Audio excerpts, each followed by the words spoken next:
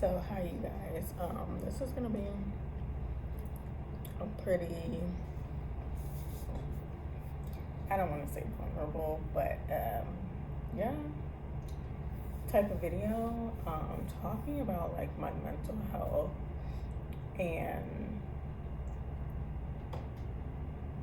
where like the story behind all of that, and kind of like the timeline of like my struggle mentally, like whether it's with mental illness or not. Like, I can tell you, and I'm here to actually think about this kind of stuff now because it's becoming a serious issue. Like, okay, am I really struggling with one of these mental illnesses that I've been diagnosed with? Because it's always changing. Like, I never get the same diagnosis. So obviously that's kind of like a red flag, right? As the years go on, I keep getting a different diagnosis. As in either the symptoms are changing or the professionals were wrong. And like, is it mental illness or is it just severe trauma going on around me, and it's just messed me up really bad? Like, as in, is this like environmental? Is this about the people who are around me? Am I a victim of abuse?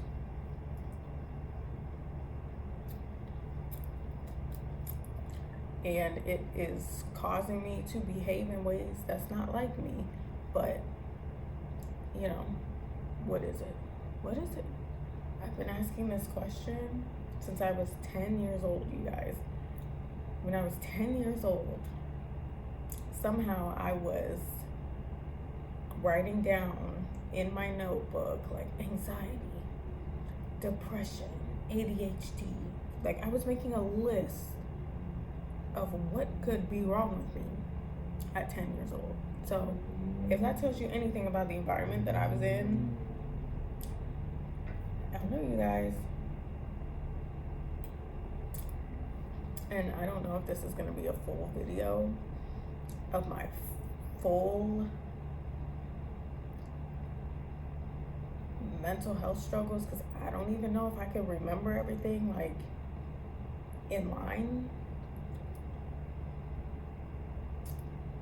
But it'll probably be a really long video talking about some very disturbing symptoms, such as self-harm, the progression of self-harm, suicidal ideation,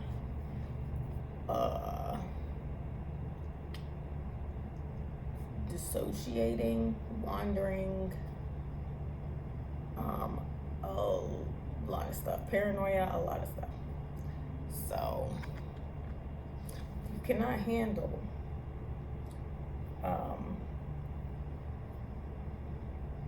your own mental world and your own emotions, like acknowledging them at all, or acknowledging mental health in general, I would not suggest you watch this video.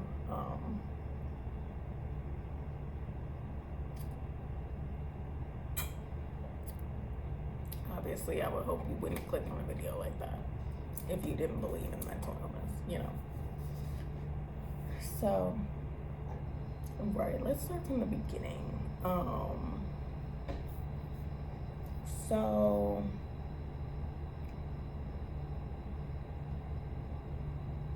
symptomatically,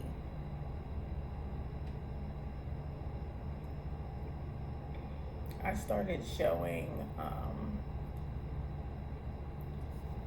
a a symptom that anything was wrong when I was 10 years old.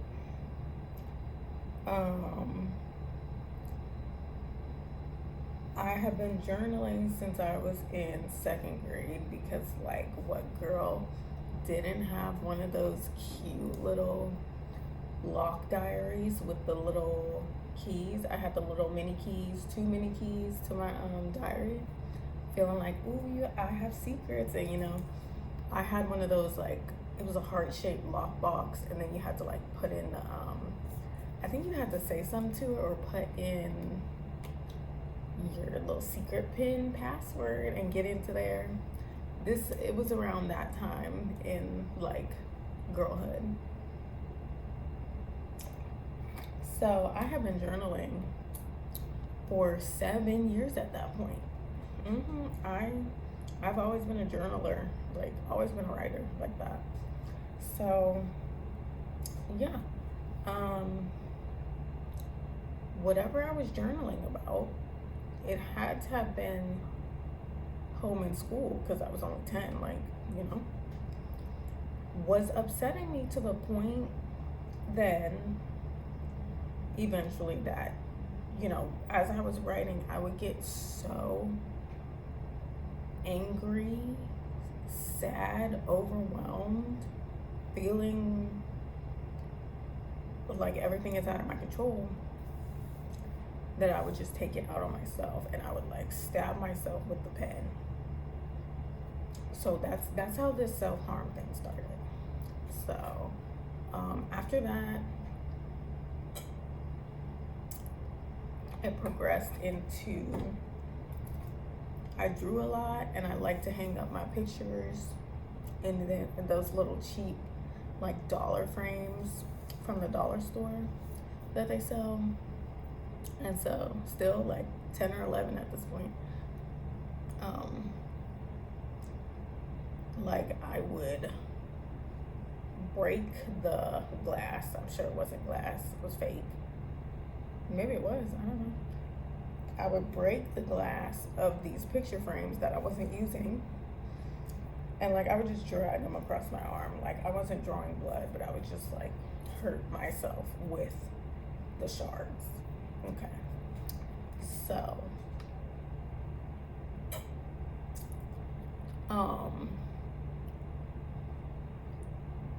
I was showing like, random instances of aggression. There were 2 incidents of, like, aggression toward friends. Once when I want to say I might have been 8.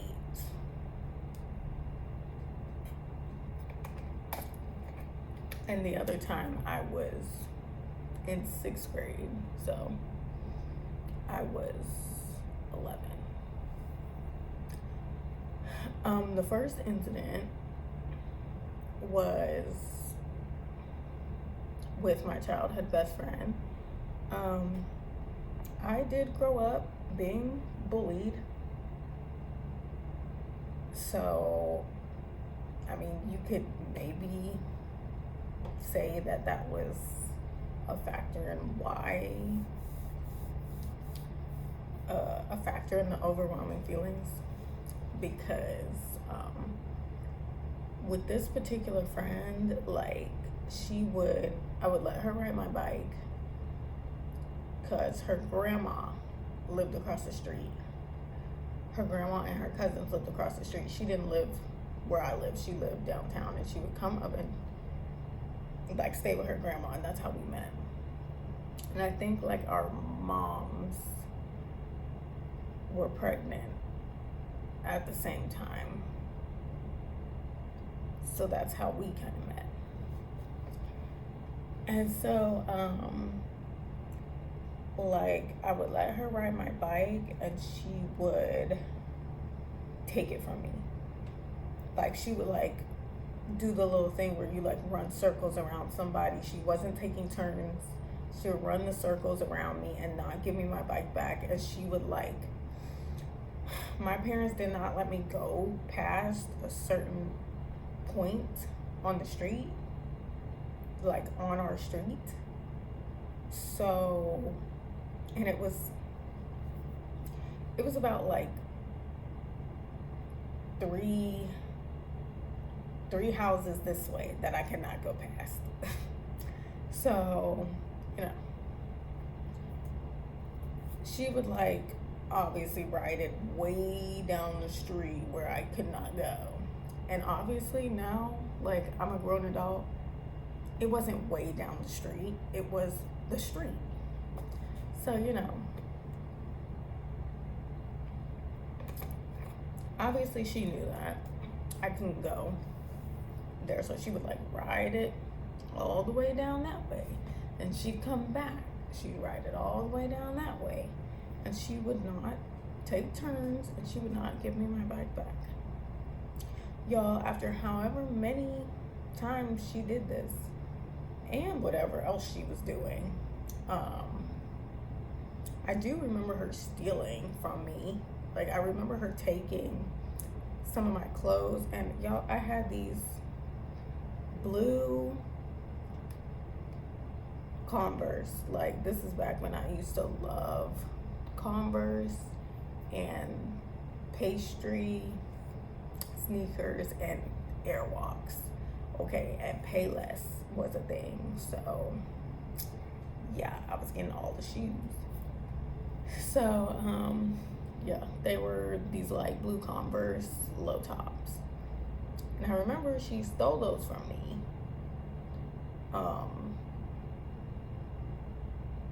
Yeah, and a bag of other stuff that I'd like accidentally left over the house, and she refused to give any of it back when I went to go try and get it.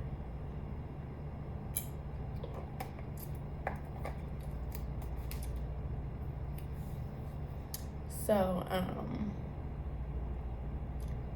yeah, whatever else she was doing to me, whatever else was going on, one night, we was in my room playing around, and I think we was playing with like my little flip phone that it wasn't hooked up or nothing. It just had like games on it, and you could like get on it. It was like an old flip phone that was in the house. And I don't know what happened. I don't know what she said. I don't know what she did. Whatever it was, I finally had enough of whatever she had going on. And so I grabbed a bag, and I think I put like the heaviest possible stuff you can think of, like probably books and maybe the flip phone. No, because I remember like after she left crying, because y'all, I smacked her in the head with that bag of books and whatever heavy electronics or whatever was in there. Yeah, I smacked her in the head. I don't know how many times, but she pissed me off. So, just trying to give y'all an idea of like the obvious anger that was being displayed. That was ignored completely. So yeah, she went home crying, but then like I realized, or we both realized, like she still had that little flip phone in her pocket. She had taken it by accident, and it was either that she took it by accident and wasn't on purpose. She took it by accident, or she took my phone and I had her phone still. She had like an actual phone. So yeah, I remember her coming back to the door and like whatever, she gave me my phone back. And then yeah, I was mad, and she was just crying. I was like, whatever. Mom shut the door, and then after that, my mom didn't ask me what the hell happened. Just acted like nothing happened. Well, I don't remember, but I would have probably remembered some kind of discussion if I had gotten in trouble for it, you know? So, yeah. Then, you know, self-harm starts, self-harm progresses, and then 6th grade, with one of my best friends, I met her in 2nd grade. So 6th grade, we were like 11 or 12, like 11, 12-ish. We were in math class, and there had been no prior arguments between me and her, no noticeable tension between the two of us, that I can remember. Because even to this day, y'all, even after our friendship played out and ended years ago, I still don't know where this came from on both our sides. But yeah, we were in math class. Our teacher had left to go do something, I don't know. So he had left the room, and he left us all like to our devices doing our work or whatever. Maybe we were supposed to be reading our textbook, because that was the weapons used that sparked this little back and forth fight, if you want to call it a fight. But yeah, so we were working together or sitting together. Our desks were facing each other, so we was doing some kind of pair activity in the classroom. And I think it started off like some kind of play fighting, which I don't know who started it, but it escalated like this. And then yeah, I threw that damn textbook at her, and then like we were fighting. You know, I don't remember all the details. All I remember is 2 boys in the class was like so happy to go get us in trouble and go tell our teacher. They're like, "Ooh, they're fighting. We're gonna go get you guys in trouble. So they ran out the room and told our teacher that we were fighting. Or maybe it was that serious that they ran out. I think it was just little boys being ignorant and wanting to get the girls in trouble. So we both got detention. That was the first and last time I got detention. We got detention together, and when our GTE teacher found out, because we were both in gifted talented education program at our school for, you know, the smart kids who had good grades, right?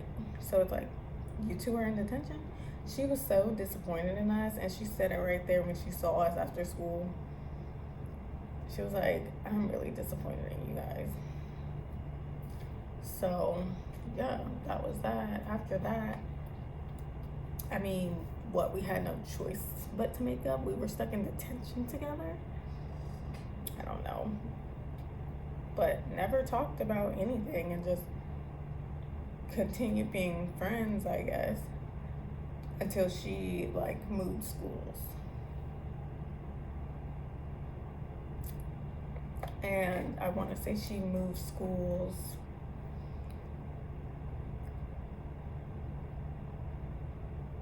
eighth grade. Yeah, the summer before 8th grade. So yeah. Then what came after that?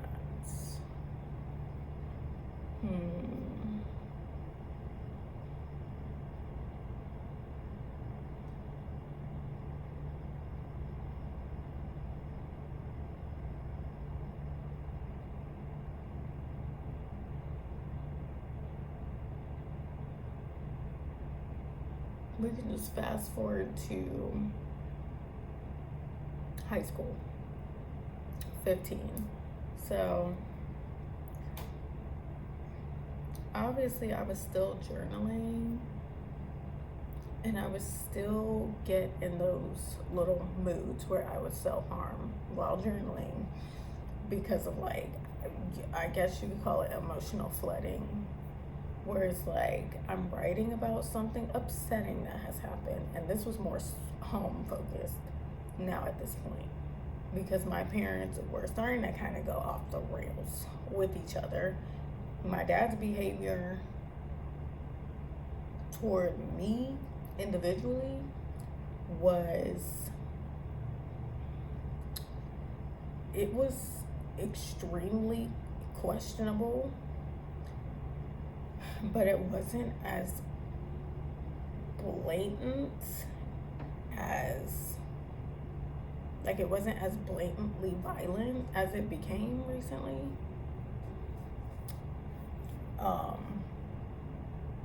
So by 15, the raccoon incident had happened, him hanging a dead raccoon in front of my window, or shooting it in front of my window. And, I still don't know, was it dead already and he was just shooting a dead raccoon in front of my window? Or did he kill it? I don't know. Dead raccoon was hanging in front of my window. Dad was outside with the BB gun. That's the end of the story. So, that had already happened. There was the constant arguing between my parents, and it's using between lightly, because it would be like my dad berating and going off, and my mom not saying nothing, right? Just trying to placate him and just not defending herself at all, with the name calling, criticism, and complaining, and all kinds of stuff. Now, y'all need to understand, like, my dad was an alcoholic, like, my whole life. And he would drink, like, no less than 3 or 4 beers a night. Okay, so I grew up, didn't think it was normal, but I just grew up seeing it, so I didn't realize what an alcoholic was or what they did. And I've never talked about this before, like his drinking problem that he had, because of course my mom, every time I would say something, like when I became a teenager, I was starting to say something. I was starting to be like, you don't think that's drinking too much? Like, that doesn't give alcoholic to you? And my mom's response would always be laughter, and she'd be like, you don't know what an alcoholic is. I grew up with real alcoholics. Your dad's not an alcoholic. That would be her kind of defense, but and that's something that I don't even think about, like, when I ponder on my mom's life, like, who was the alcohol? I mean, a lot of people in her family drink, but I just wonder, was her dad the main alcoholic? Because I never met him. Her parents got divorced, and I think I was still alive when her dad passed away, but they didn't speak. So,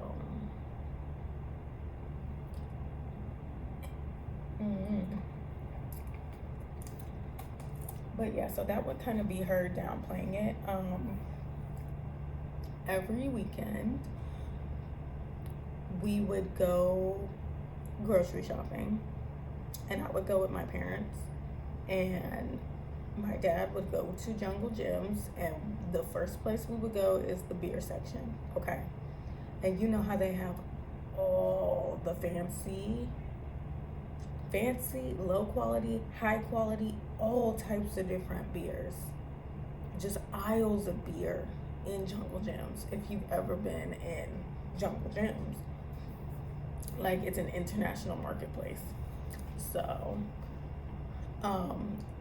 what he drank for like a decade, maybe until I was 15-ish, or until I was in high school, he drank strictly Heineken. And so there was always just like the little six packs of Heineken just in the corner where he kept his beer, like by the china cabinet. That's where he kept his beer. So yeah, eventually he got these like Yeti cups, those, you know, like tumblers, but like the man version of a tumbler. And he would just like pour the bottles out. So then it became like, oh, you don't even know how many bottles you're drinking eventually if you start drinking them out of one of those. Because as soon as you take the alcohol out of the bottle, it's kind of like, oh, well,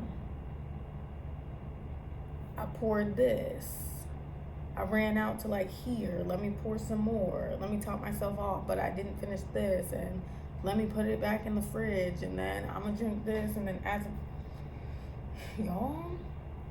But then it had to have been before I was 15. Yeah, it was before I was 15 that he started kind of like exploring other beers, and he started drinking these IPAs. I know that much, I remember that much. And his whole excuse became of why he needed to be, it wasn't even an excuse of why he was drinking at all. It was just convenient, and it made it look like an excuse, like he's just interested in alcohol and the different tastes of it, because he had created an app. So it was an app, he called it My Beer Age, and this is the app where he made a substantial amount of money, didn't, something to do with taxes and that money, which led to my brother losing his financial aid because the household made too much. So and he didn't tell nobody. So yeah, I knew about the app because I had seen it.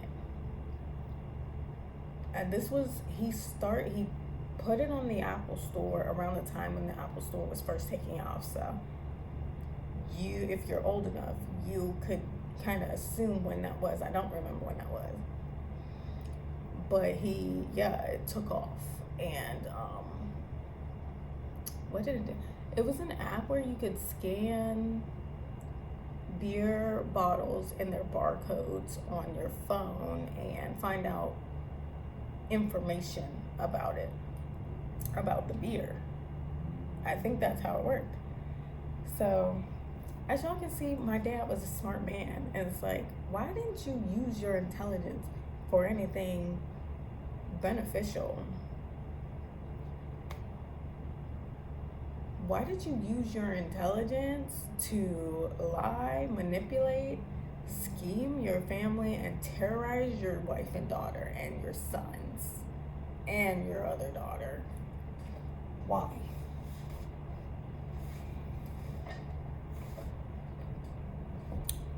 Because I would say, yeah, learning to code by yourself and making an app that makes you 11 grand, I would say that's substantial intelligence, y'all.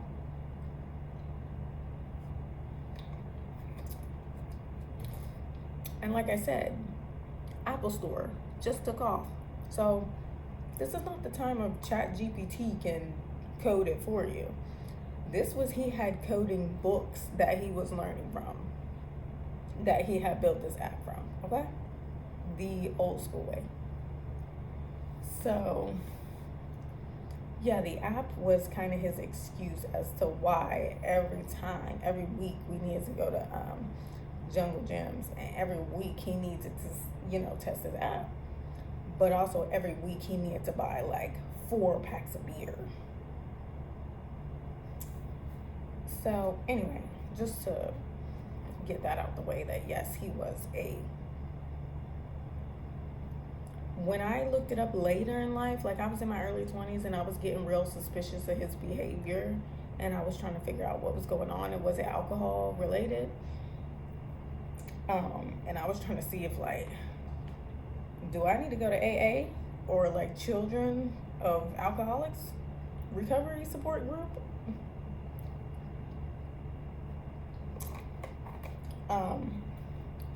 I finally looked up how many drinks per day or per week is considered alcoholism. And yeah, he was maxing it out, bro. I did the math. He was maxing it out. Every night after work, like he would come home, immediately start drinking. And he tried to stop. I think he stopped for like potentially a few months when I was in middle school. And then he stopped again, kind of for real, when my mom got sick. That was 2021 time. Where there was like no beer in the house anymore. Or it would just be 1 pack in a blue moon, like 1 6-pack in a blue moon. So, yeah. That was also a big factor in like analyzing his behavior, because, okay, for a while you could blame it on the alcohol. But when he actually stopped drinking for a substantial amount of time, like a year had passed and he hadn't been drinking.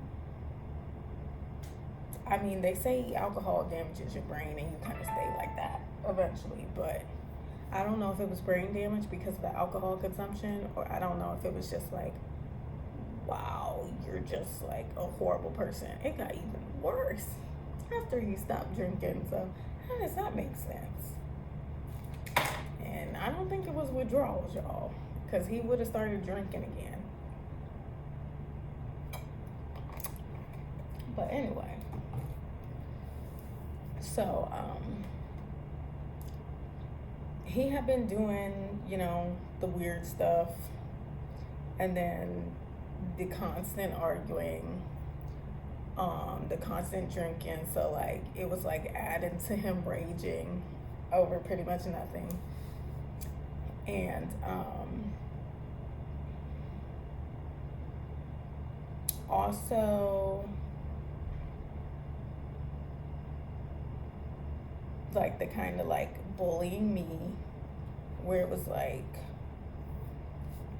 oh, if Animal Planet would be on TV and it would be like cute little monkeys, he'd be like, oh, Shane, look, there you are on TV. And then like he would call me a monkey, like stuff like that, or just, I don't know. There was an incident where like he was tickling me. I was like 12, and he was like tickling me on my way to the bathroom. Like I was leaving the living room because I had to go to the bathroom. I was like, I gotta go pee. And so he decides that me having a full bladder and being on my way to the restroom right then and there was the time to do some kind of tickle torture on me, right? Where he's tickling me and I'm telling him to stop and he's not stopping. So eventually I fall to the floor. He's still not stopping tickling me, and I ended up pissing myself at 12 years old on the freaking floor. Like, right there at the corner of the hallway with the bathroom, like right down the hall. So yeah. Now after that, maybe like a couple years had passed, maybe like 1 or 2. After that, he starts bringing it up to laugh about it. Like, oh, remember that spot right there where you peed on yourself at 12 years old? Like, he would do that just at random moments. I would hope he didn't do that in front of people, but I don't remember. Who knows? So weird stuff like that was also going on. And, you know, the controlling types of behaviors about like my schooling. Like 15, I told my dad, I told my parents, both of them, I did not want to be in no more advanced programs. I just wanted to be in regular high school. Now, it was so serious, like academically for me. All of my friends, all my best friends was going to be in the advanced program. I said nope, knowing I wouldn't even see my friends for all of high school. I was like, no. Please do not put me in this advanced program where we have to do project-based learning. Please don't do that to me. And get up an hour earlier than the rest of all the other students. Guess where I ended up, y'all? In that damn locked in, because you can't switch. Once you signed up, you could not switch. Oh. Me, someone who didn't like public speaking, or people, or working in groups, forced to do projects only, presentations only for 4 years straight. Oh my God. So I cried so bad when my dad yelled at me. You know, my mom didn't defend me. Of course, he yelled at me and you don't have a choice. You're gonna be in that program. Just like it was pointless, like in 5th grade when I went to music night, I was looking at the bass and the cello. I wanted to play the bass or the cello. That's what I was looking at. But somehow my parents took me to that just to like play in my face and be like, well, you don't really have a choice. If you want to do music, you're gonna be in band and you're gonna play clarinet because your brother did that. We're not buying a new instrument. There's already a clarinet in the house, so good luck. That's how I ended up faking my way through band for 2 years. 2 years, y'all. I don't think I played one note on that clarinet. And it's funny because I knew how to play it. I just couldn't make a sound. Because I was faking good enough during concerts. I was just faking. And I wasn't just faking like all over the place. I was doing the right notes and I could read the music. I just couldn't make a sound. We didn't do many like tests. And I recall the first time my music teacher kind of found out I can't make a note. She let it slide. But by 6th grade, when it was, you know, exam time, I think it was exam time or some kind of homework activity that she checked. Usually I could get out of something, but yeah, 6th grade, I think it was the end of the year, and I went into the music room. It was just me and her. And Yeah, I told her straight up, I was like, I can't play this instrument. I can't make a sound, and I haven't been able to make a sound on this instrument ever. Maybe I could. There's no way I couldn't.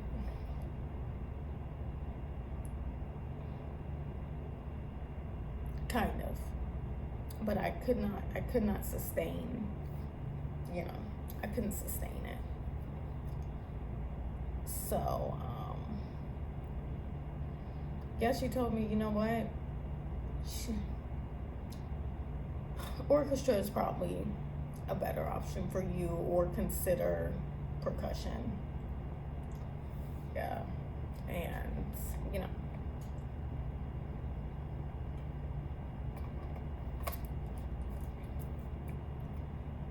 around that time I was thinking about like, maybe I should like do the xylophone instead, or like the triangle or something, but I ended up switching to orchestra and playing the violin, which by that point I wanted to play the viola, but the violin was the cheapest instrument that I felt like I could convince my parents to buy for me and let me switch. So that's how I ended up playing violin for the next 6 years.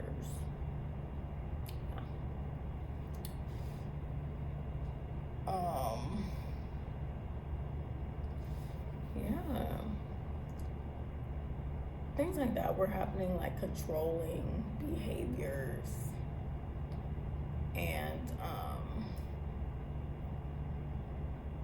there was issues with the difference in freedom that I was starting to notice between what my brother had gotten when he was in high school in regards to freedom and what I was getting. Like, my brother had been allowed to walk to school. He walked to school.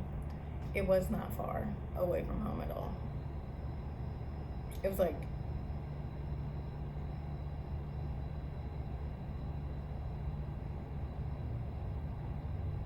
a turn. It was like down the street, turn, up the street, turn, then take that long road, and you were at the high school. It wasn't far at all. It's like 30 minutes maximum.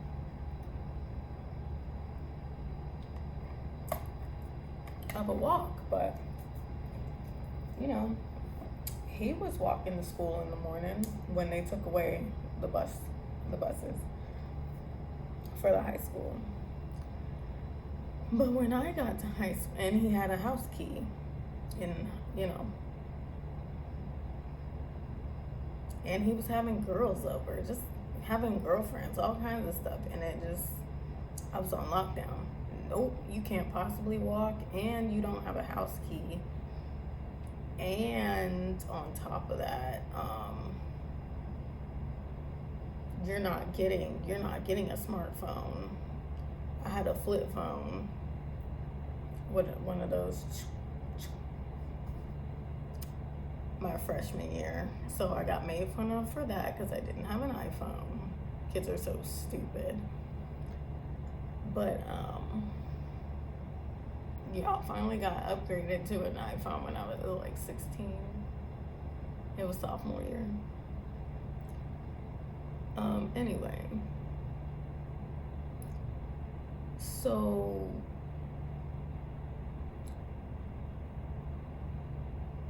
at some point, the self-harm like evolved into me like hitting myself, like punching myself in the head and punching myself. I don't remember when it transformed into that, but yeah, progressed into that by high school, so I was struggling with that. And then also in high school started like the destroying property rages. Like, I remember the incident one of the incidents where I got kicked out the car and left in a parking lot. And that was a situation where we were going to jungle gyms. So now telling the story, you can kind of be like, maybe your dad was on one of his little alcoholic rages, withdrawal rages. So, you know, dad gets mad at me because on the way to jungle gyms, I was feeling sick because he was driving like a maniac down the road, down that hilly road. And I was wearing a bra that I didn't want to wear because my mom was forcing me to wear bras, didn't want to wear them. But you know,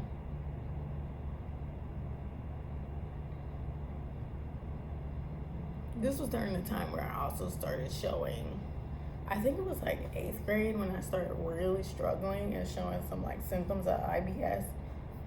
But it wasn't IBS. It was definitely probably just anxiety, GI, mental health related GI issues, where it was so bad, it really just seemed like straight up IBS. So constantly my stomach was hurting every single day, all throughout the day. And it was like no matter what I eat, my stomach hurts instantly.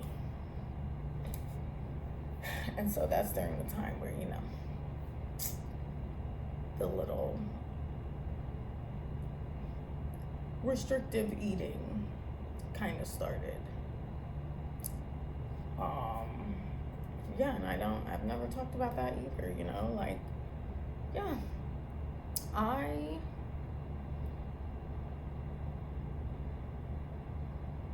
did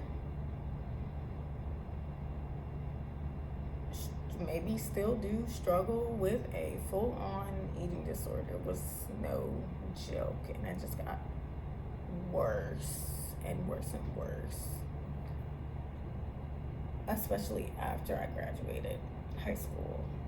Like,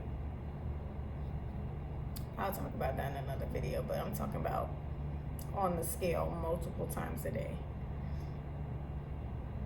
I was 80 at my lowest,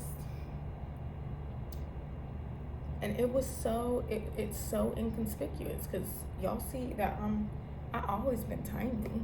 I always been, you know, like built like this. Like I'm petite. I'm 4'11". So you just don't see it as me having any type of eating disorder because I'm so short, and like the margin is just not super noticeable. But if y'all care about BMI, then you'll know like the healthy weight for somebody my height is supposed to be like 110, 111. And at my lowest, I was like 82, 80, maybe even, I would hate to believe that I ever got into like 79. But I cannot tell you for sure that I did not hit 79 pounds at all during my life. So, yeah.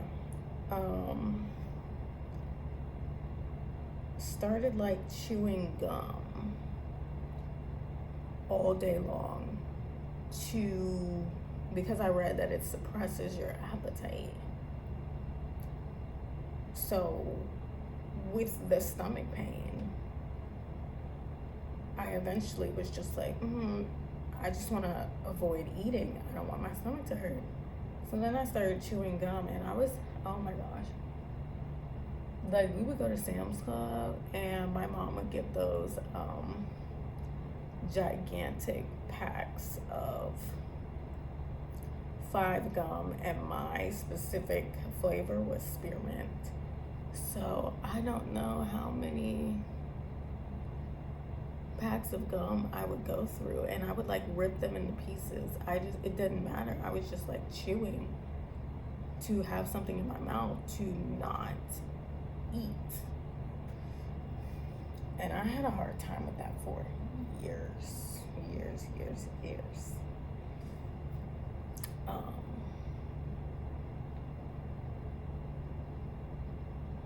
Yeah, so an eating disorder did begin to develop. But anyway, yeah, the whole situation, we're going to Jungle Gyms, my stomach was hurting like usual. And then the bras that didn't fit that I was wearing obviously didn't help because they was restricting me. So whenever I would eat, it would be 10 times the issue because the food is just like being restricted. And I was feeling nauseous. I was feeling terrible. I was like, I don't think I can make it through this trip to the stove. I want to go home. So he got angry because I started crying. So I started getting yelled at, and then everything escalates to the point where I'm kicked out and I'm just standing in the parking lot and my dad's driving off. And, you know, hearing my mom be like, saying my dad's name and be like, don't do this today, in the passenger seat as I'm getting out the car, because I'm like, whatever, I'm not about to be told to get out of a car and stay in the car. And then they're speeding off, and then eventually my mom convinced my dad to come back, but not before I had called my best friend, who told me she was out and about with her mom. And I was like, oh, well, if you guys are out around this area, can you pick me up? Because my dad kind of just like kicked me out the car. Then he came back, then they took me home. A whole bunch of yelling ensued. He was yelling at my mom because he liked to do this little triangulation thing where whenever he was like mad at one of his kids, like if we did something wrong, he wouldn't confront us. He would scream at our mom for it, whether we were like there or not. Or he would just find a reason to scream at our mom.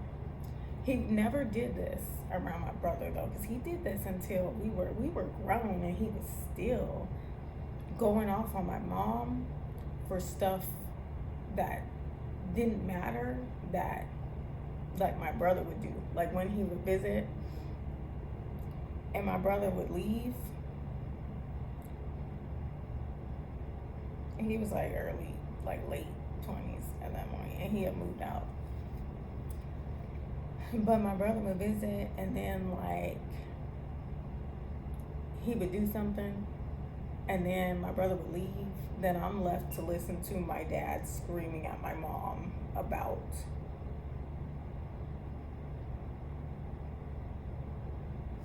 noise level, for example. Like there was a point in time where you know, I had 2 violins just sitting in the house because I had graduated. I wasn't playing them no more.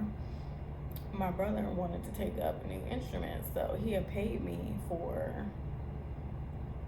one of my violins, and so I gave it to him. And so he would like come over and, you know, like share his little practice. But damn bud not gonna go into my what you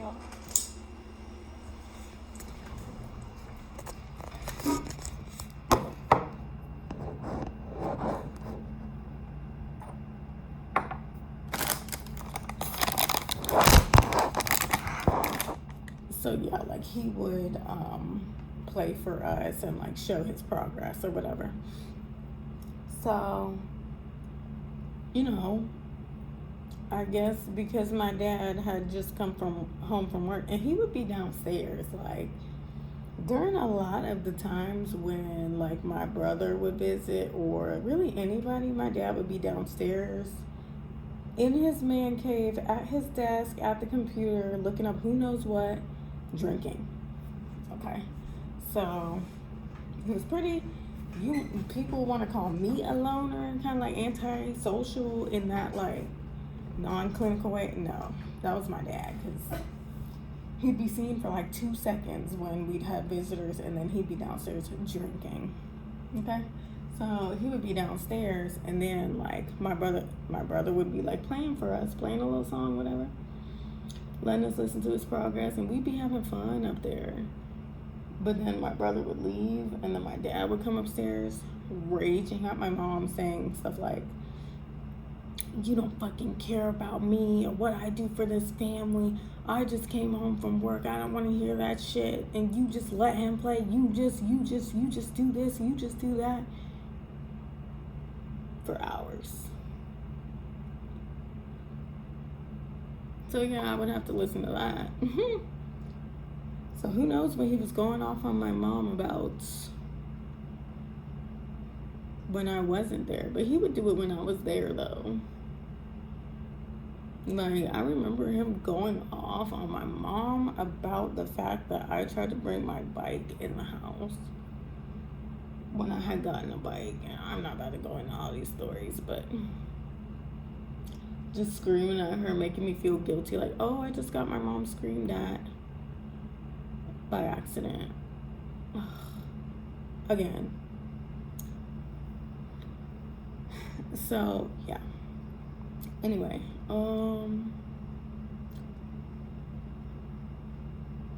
yeah, I started like punching myself and raging like after I got home from that jungle gym's getting kicked out the parking lot incident.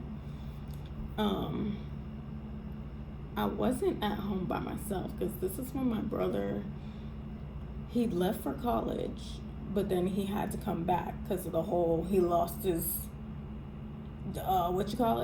lost the financial aid. Didn't know he was going to lose financial aid, so then he couldn't afford his apartment no more. So eventually he had to move back home, and he was staying in the basement, and he would usually be just out in his car. But yeah, like he would come in to like obviously sleep, eat, and eventually he didn't even eat, because he didn't even eat in the house unless my parents were gone. That tells you everything. Unless my dad was gone. That tells you everything you need to know about how delusional he feels like he needs to be about the state of that household and my dad. Because you didn't even want to be in the house. You was in your car 23 hours a day. But all right, yeah, home is great for me and my daughter, my newborn daughter. Yeah, that makes tons of sense. If it wasn't good for you and you were 28, a grown man, fine. But yeah, he would come in to like shower and sleep and, you know, do whatever, I don't know. But then he would be outside most of the time. So my parents, you know, screaming, whatever, arguing amongst each other. My dad screaming at my mom, blaming her for whatever. And then, you know, I was crying. They left to go back to the store, because I'm convinced that this was about the beer now that I'm older. They went back to the store and to finish their shopping, because my mom bought the grocery shop. My mom was buying his beer, okay? So now you're getting a bigger picture here of like enabler and addict.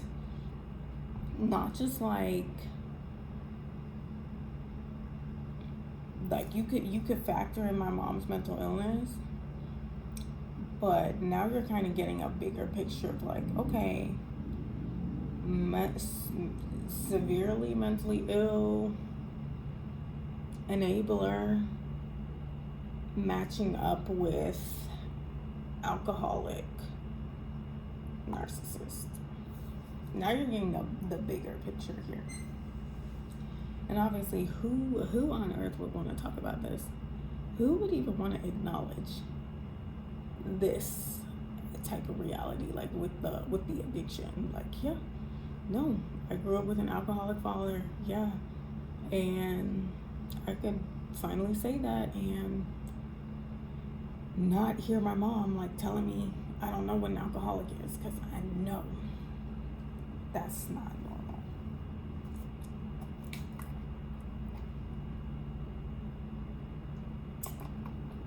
So,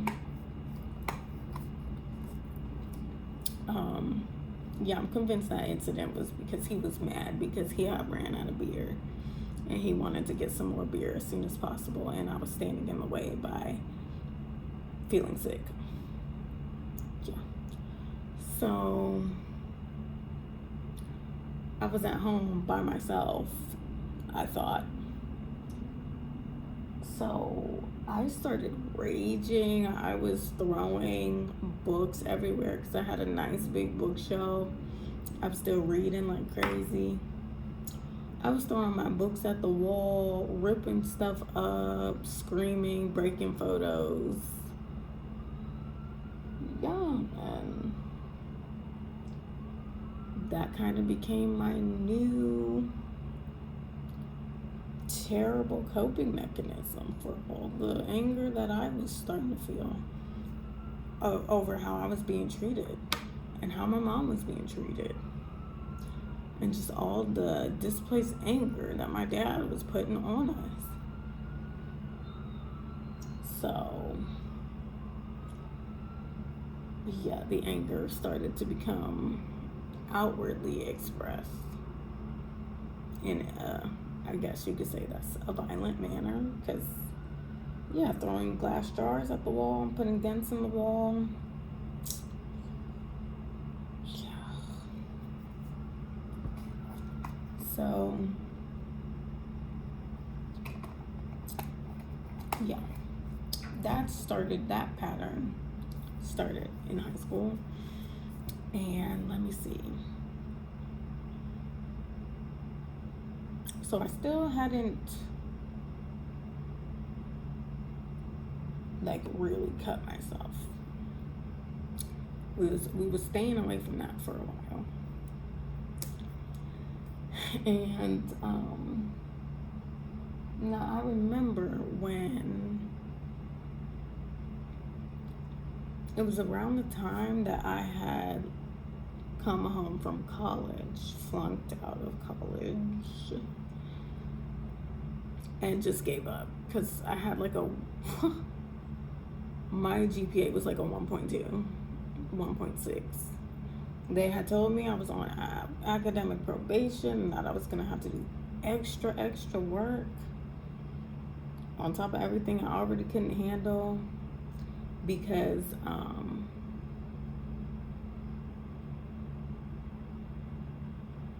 yeah, like another such few maybe outbursts happened while I was at college, my second semester, because of, getting mixed up with the most terrible guy that I've ever been with, y'all. I can still say that to this day. Even y'all see what I be going through with my husband, bro. Like, this dude in college, he was really sick in the head, for real. But yeah, that had me so messed up. So it was like, I'm not going back to school. I just quit. Nobody asked me why. My mom didn't even know my grades was that low or that I failed out until like years later. So yeah, I was back home from college, and during college, I lost my virginity. And that's when the sexual self-harm to myself began. Which, what girl likes to talk about things like that? I don't know why all of a sudden on this trip, I'm just talking about everything that I never talked about before. So, I don't know. Maybe the beach did do me some good, because I'm just coming out with the secrets, like, you know. But yeah, that's any little time when I do think about that erratic, dangerous behavior, I think like, well, I attribute it to the sexual assault that I went through, and just the absolute paranoia about something like that happening again, but then actually being raped, like not being on the borderline of being raped, but like somebody crossing that line or being able to cross that line and like take my virginity against my will. Like that became this thing in my head that would not stop going. With my first boyfriend, some really twisted things happened sexually, and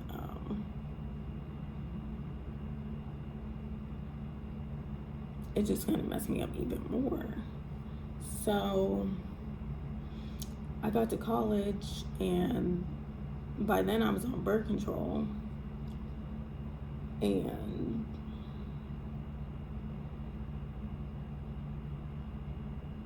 being on a college campus, I wouldn't suggest being in that type of environment if you have been sexually abused, harassed, or assaulted, because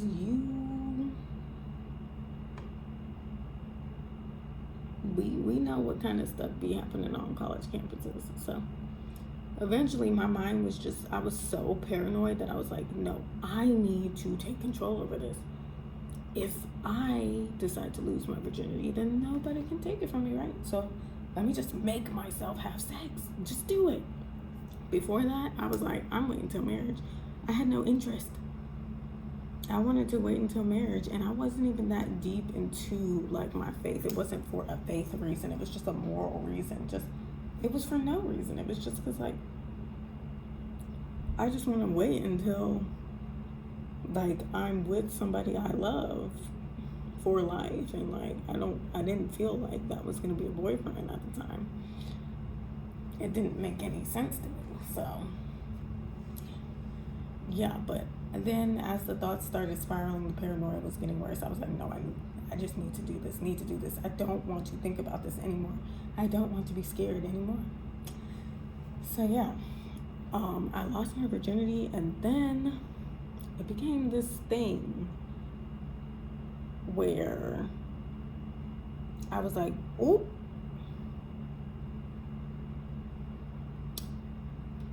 well, I did this thing. I cannot get attached to this guy who I just lost my virginity to. So I need to hurry up and do it again with somebody else so I can erase the experience I just had with this rando, because he was a rando. I need to erase the experience I just had with this rando, and I need to do it with another random. And then to erase that next experience, I gotta do it with another random. So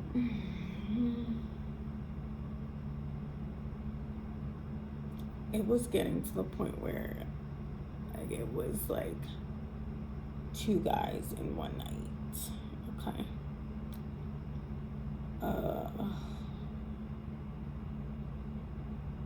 Like going from one to the other, like giving free prostitution.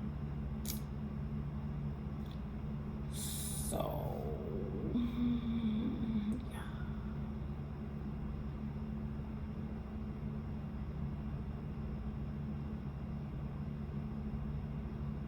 Anyway, that continued even after I got home. That continued because my Tinder wasn't banned yet. Yeah, I ended up getting banned from Tinder. But I had a few more stints after I left college back at home, and Now, this is during the time where my mom was starting to show like signs that she was having an episode again. She was like kind of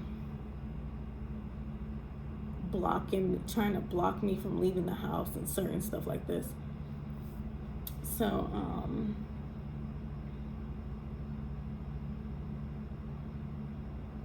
not for any reason other than she saw that I was going somewhere and it was nighttime. But like I said, I had left college by this point. I was like 21 by this point. So it was like, what are you doing? But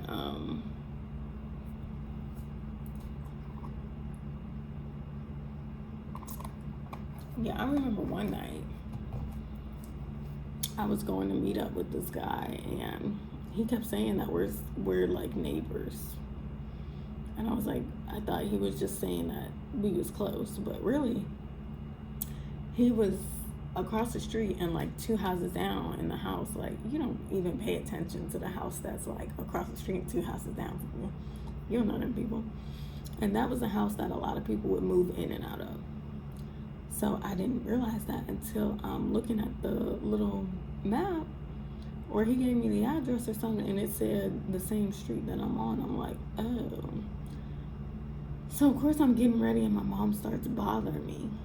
It's like, where are you going? What are you doing? Why are you putting on makeup? Why are you doing your hair? Da, da, da. And so I remember like arguing with her that night as she tried to convince me not to leave the house. She didn't even know where I was going. She probably thought I was going somewhere. I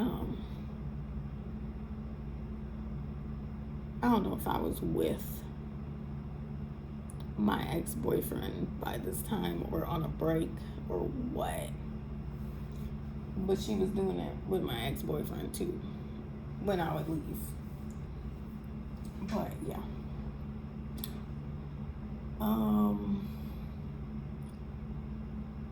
Yeah, so I go meet up with this guy who's like across the street 2 houses down. He's ugly. He's venting to me about the girl he really likes, which is what they all do. Trust me. This game, you cannot. It be looking like I be getting game run on me by my husband, but I know every trick in the book. Apparently not looking through deleted messages, but I kind of understand like guy psychology when it comes to like the one night stands and sleeping around stuff. It's always because they done messed up with the girl that they really like, and or they don't want to be emotionally responsible or vulnerable with the girl that they really like. So, or she's cheated on him, or they're not getting along and he can't handle it, all kinds of stuff. So he's venting to me about this college girl that he's, having a relationship with on and on. And I think he told me after, he started telling me this afterwards.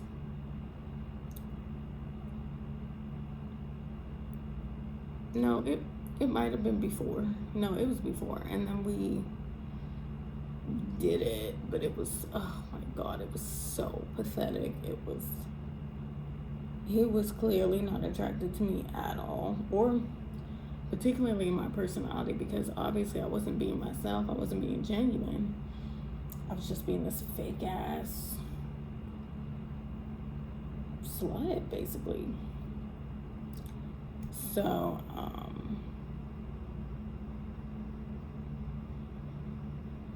yeah. He was barely even hard. So it was like, ew, like, you don't want to be here. And then I felt all rejected, and then he was telling me like, I think he was creeped out by me. So he was like, you gotta go. I think I even started going through his drawers or something. He was like, you gotta go. Because I think he even saw my mom watching me from across the street. Because she was out there watching me. She watched where I was going.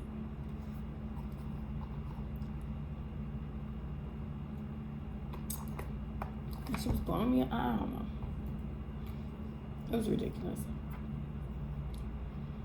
But yeah, he finally got me to leave. And then I was feeling so like disgusted with myself. I started like hitting myself. I didn't go home. I started walking down the street and I started hitting myself. Talking to myself like, you stupid bitch, you stupid ugly bitch. And like hitting myself. And that night I stayed out all night.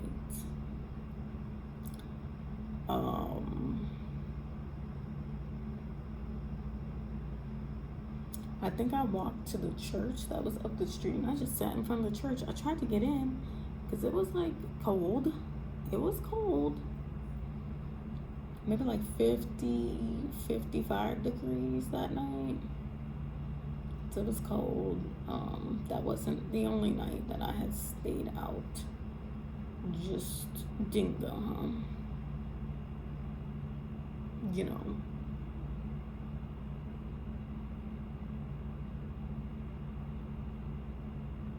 Being scared something bad's gonna happen to you, but also like secretly wanting something bad to happen to you, like somebody to snatch you up or somebody to try to hit you with their car or something because they don't see you. Stuff like that. So that's when the wandering symptom began. Because at first it was just like I would leave the house, like finally get the courage to leave the house when my parents was arguing. But then it started to become like just like in the middle of the night, like all of a sudden I just want to wander. I don't want to be in the house. Like I don't know what would be going on. Sometimes I would be like extremely paranoid, like this cannot be real. Like I was with he was my boyfriend at the time, my husband, but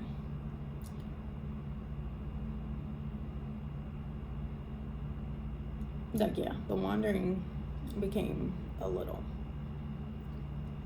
coping mechanism. Not often, but when it would happen, like I would be out there all night. And then I remember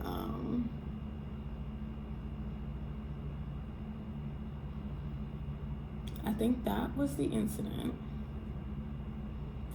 where, you know, my mom's blowing me up when I didn't come home after that. And I stayed out all night in front of the church or wherever I was, just walking around all night long. And then she finally convinced me to come home for some reason because I was not going to go home. And then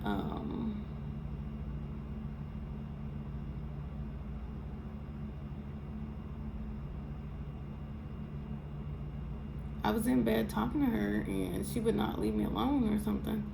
And then that was the first time my mom saw me hit myself. So, you know, she saw me hitting myself and like self-harming like that.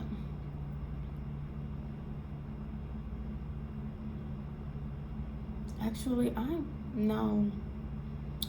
She knew that I was self-harming. Like when I was 15, because I think I had done it in front of her again, but like that was like the little stabby with the pen while I'm journaling thing. So she had seen it before and then of course didn't do anything about it. Didn't say anything about it. But that time I was like 21 or so. I hit myself in the middle of that conversation with her and I was screaming because I was just over it.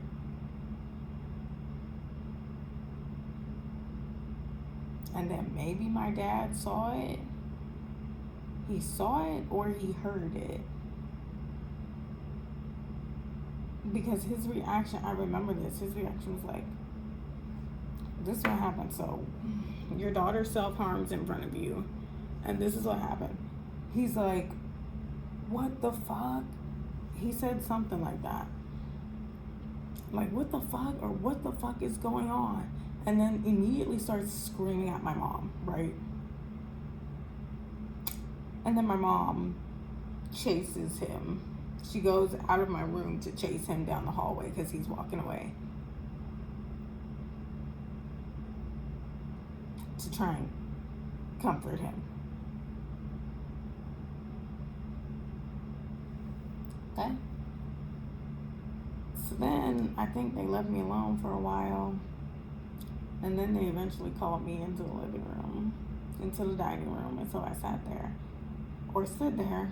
And that's when my mom decided to finally tell me, yes, I was 21 or 22. I want to say I was 21. When I finally found out that my mom had been on Abilify my entire life, and that she had schizoaffective disorder. That my mom was schizophrenic. That's how I found out. That's when I found out my mom was schizophrenic. Okay? So, yeah.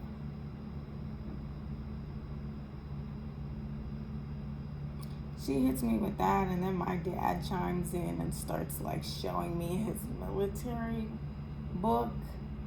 I don't know. No comment about giving me any help. And by this time, oh my God, my mom knew. My mom had been new because I had been asking her to go to a therapist.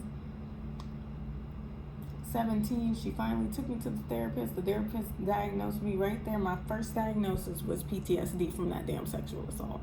But my mom's reaction to that was, why would you have PTSD? Like doubting the therapist. Not knowing anything I had been going through at school. Mind you, of course not. But, yeah, I didn't share it with her either because, like, our relationship was so destroyed by then. By 17, so, you know. Anyway. So, like, she knew.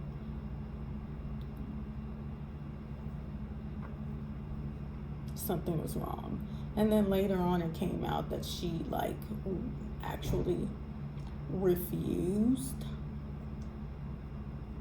to take me to a therapist on purpose because she was scared to find out that something was wrong with her children like it was with her, because she did it to my brother too. I remember them having some kind of argument where he was kind of like, you did that to me too. Like, I was depressed and you didn't take me to the doctor, and now look.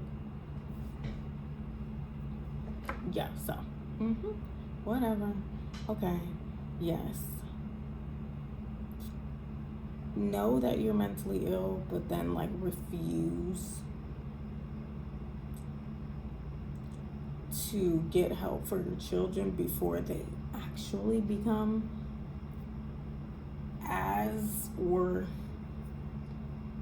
you know, there's pretty much nothing worse than the schizophrenia spectrum. I don't think there's any worse level of mental illness. So,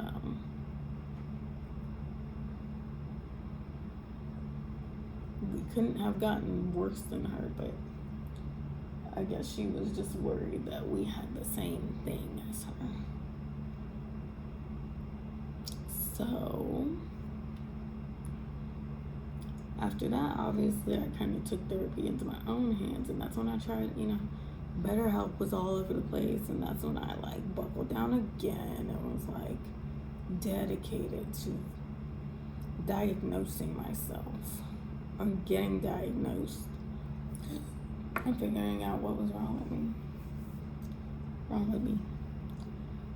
Anyway, so, yeah. They didn't say anything about the self-harm. They went nothing. Life went on like nothing had happened. My mom, she got her medication adjusted, and everything was just back to delusion.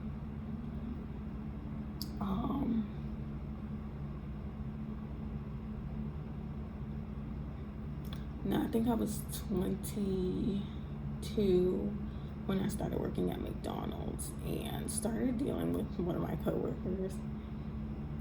And, the same type of disgusting, like, using behavior happened to me. I got instantly discarded within, like, a month.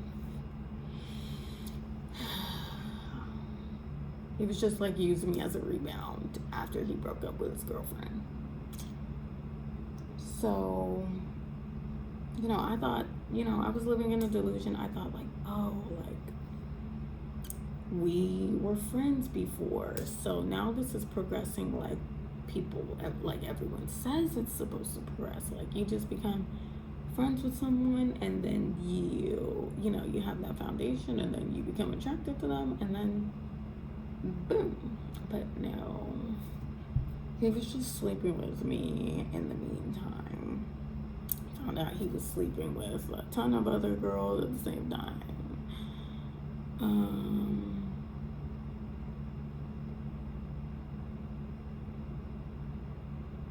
He was just lonely. Like, he would have me on FaceTime, like, doing nothing. Like, just the dumbest stuff. So I don't remember how it happened. I think he was being, like, real. He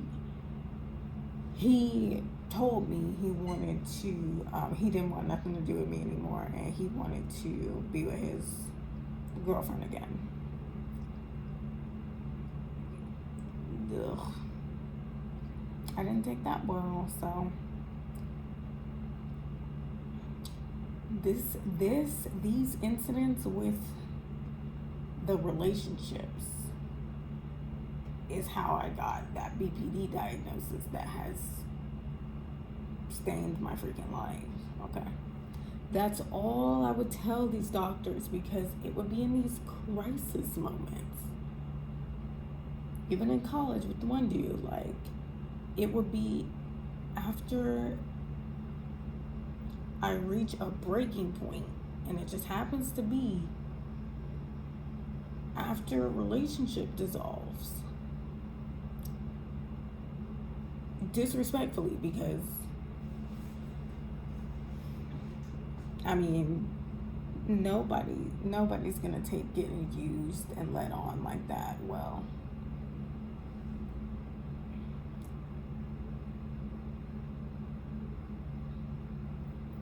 when it's like with the McDonald's coworker, it was to the point where it was like, he's playing with my head, being like, oops, I almost said I love you, type of games. So, yeah, and then sudden just boop, thrown away. So yeah, that was the first thing that was looking like a relationship since the guy in college and since my ex-boyfriend. So that, I can take it. Whatever else was going on during that time, I can take it.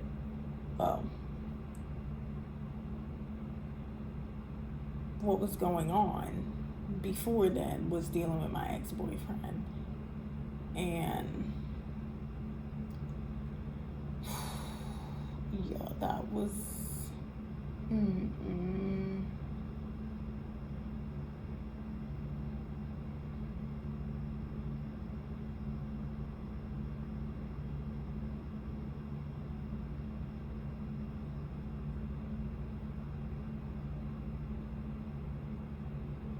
to put it lightly, without using the R word, without being real about it.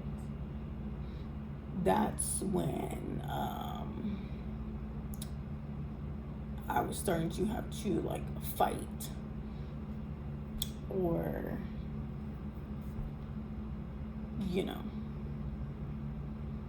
where I was having to try and attempt to resist intercourse, and obviously failing multiple times.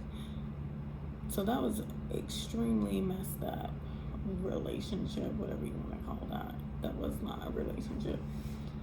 That was like basically being a prostitute for him and not even knowing it.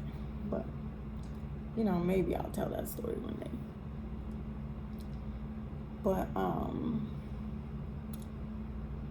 so the McDonald's coworker came after that. Of course, I didn't process nothing that happened in that relationship with my ex-boyfriend, and it would be, that's with my ex-boyfriend, well, no. With my first boyfriend is when the, like, verbal assaults from me were starting. The nuisance, the verbal assaults. But do you find a pattern in all these guys that they're all sexually exploiting me and they're getting verbally assaulted by me eventually after I get tired of their little behavior? Yeah, so that started with my first boyfriend, and I remember like I had some kind of psychotic break when I finally realized, like, wow, he just does not want to be with me anymore for real. It's over. So I remember I stayed up all night calling, texting from multiple different numbers. I was getting blocked from all these numbers. I was calling him from the house phone.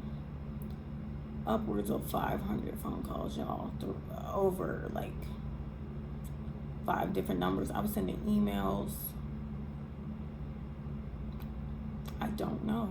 And then eventually his mom got involved and told me that I need to stop contacting him.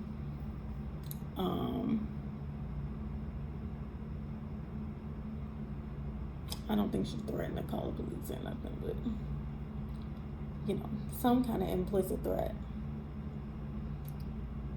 And then I remember I got so paranoid about the fact that if she was gonna like come over the house and like expose what I'd done to my parents, like for anybody to find out that I had done that, I was so paranoid, and I was like paranoid. I was looking out the window, I was pacing. I was just pacing back and forth, looking out the window, looking. Of course, my parents, none the wiser, didn't know anything was going on, just completely detached from my whole reality. So, you know, I was so paranoid, and my heart was like racing, and my thoughts were racing. And then I was shaking, and like I remember I went in the bathroom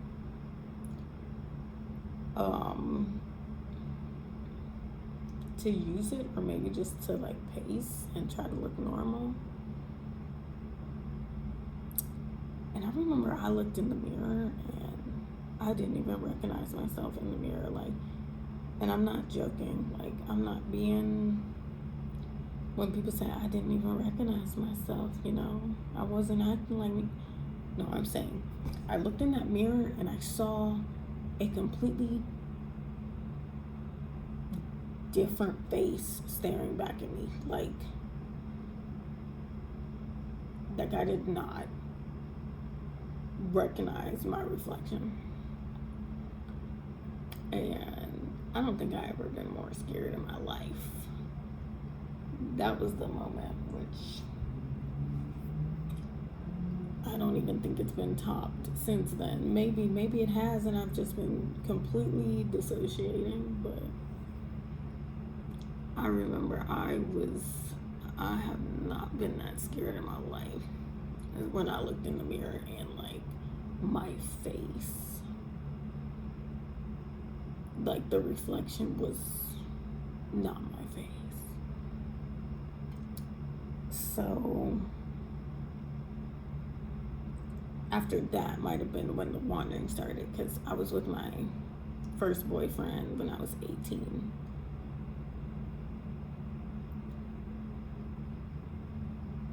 Yeah, and then 19. No, I was 20 when I went off to college. Yeah. So.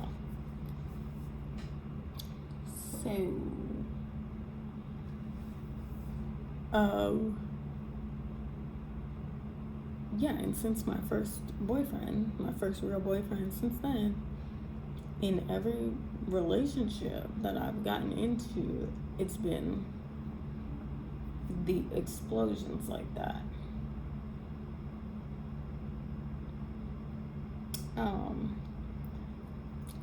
So when I went to, who was it?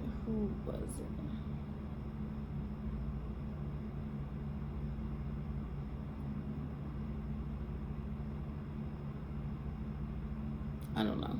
Just when I started going to therapy and trying to figure out what was going on, like, these are the moments that would, like, spur the instability. It's like after a relationship collapse. So obviously, at the time, that's all I'm focused on is what just happened and why I'm here in your office.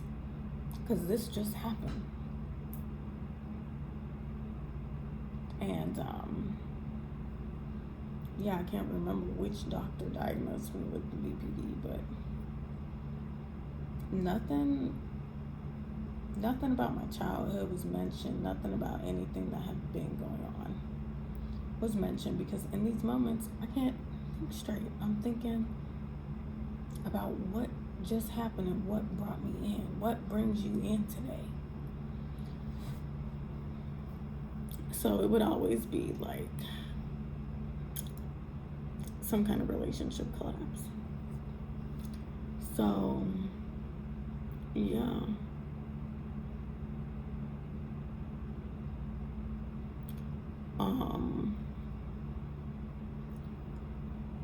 After the McDonald's guy,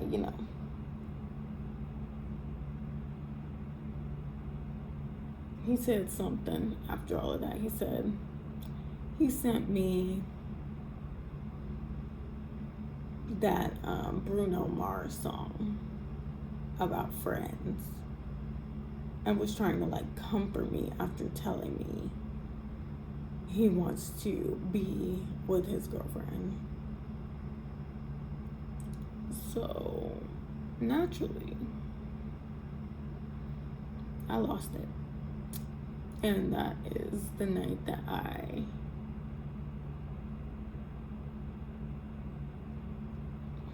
cut myself for real, like with a razor. I cut my arms up. And yeah, I still have those scars to this day, unfortunately. This biggest one, like the two that kind of stayed raised, are the ones that were like obviously the biggest.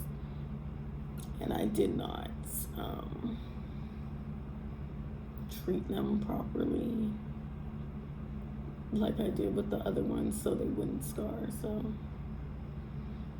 but yeah, and I sent him the pictures of my bloody arm, like very BPD. It's giving, what was that movie? What was that movie with the Fatal Attraction? Very Fatal Attraction-esque. And I also got upset enough that I sent it to my ex-boyfriend. But I guess I sent it to the wrong number, because I remember the number texted me back, and in my head, I don't know if I was told that I had the wrong number, this was the wrong guy, or if it was just the wrong number. But when the person responded to me, I felt like it was like an older guy talking. And he was like, I'm sorry you're going through whatever you're going through, but this is not the right number, and whoever that guy is, you do not deserve that, and you should, you deserve better than that, whatever. So, yeah, and then, after that, McDonald's guy was like blowing me up, trying to text me, be like, don't do that to you. He didn't give a fuck. He was getting off on it. Fucking weirdo. But yeah, that was the first time I like actually cut myself. So then, once I realized that I could do that and what it felt like, then I started doing that. Not often, because I knew, I'm like, no, I gotta stop doing this. This is getting bad. I gotta stop doing this altogether. All of it. So, if I would get the urge, I would hold off as long as I could. So it just kept happening, bro. Then, after McDonald's guy got back involved with my ex for some odd reason for like a month again. Then I found out, he had a baby on the way. He was dealing with his child's mom. I was like, no. So I finally cut it off for good. And then later that year, that's when I met my husband. So obviously you can see, even though there was 3 years between my ex-boyfriend and our like legitimate relationship and my relationship with my husband, you can see like there was no like inner work done. There was no progress done. There was still like flings being had, and that didn't need to be had because it was just like constantly throwing me off life trajectory. So it's like, yeah, I was single, but I wasn't the type of single where I was like working on myself like I thought I was, because I never gave myself that chance, because it was always something, whether it was at work with a guy or at home. It was always something. So then comes my husband, and with him, like, that's when I started having the cheating nightmares constantly. That's when I was really like, no, nobody's gonna play me ever again. I'm on top of this shit. I'm looking through phones. You're gonna be scared of me. You're not playing me. I'm not being messed with. Paranoid about the cheating. So this is when like everything started to set me off. Everything. And I would think to myself like, oh, he's trying to get me. He's trying to play me. I'm about to get on top of this. So that's where the explosions really got like frequent, like maybe once a week at worst, and at best it was like twice a month, where I would explode and do those verbal assault sessions on him. But it wasn't for no reason, y'all, because I was finding shit. He was doing shit, saying shit, planting little seeds in my head. I can remember one time being next to him in bed, and he showed me some girl's Tinder account picture. Another morning, I woke up hearing him talk to a girl on the phone who he was calling his friend. Nope. So I started going off on this man. Like, every time he would like play with me, that's when he would get cussed out. It wouldn't be for no reason. So this continued because he wouldn't stop. It was always something. And,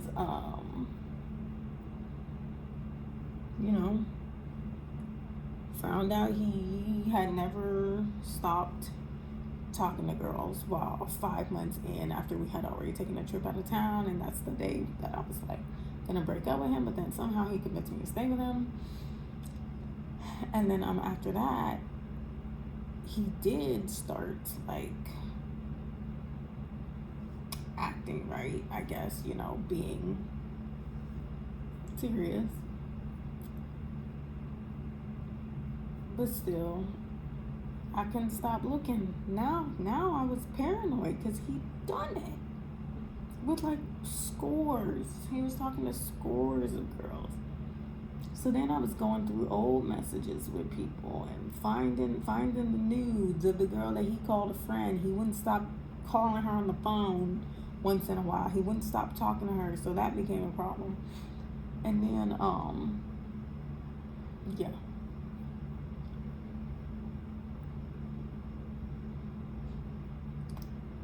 But somehow I got convinced that I was just going off for no reason, and I was being aggressive, and I did start being violent toward him, like hitting him, throwing things at him during these screaming episodes, because, you know, it would be a joke to him, or he wouldn't listen, or he would be like saying that I said something that I didn't say, or lying. And I would just get so mad that I would just hit him. Now, I never hit.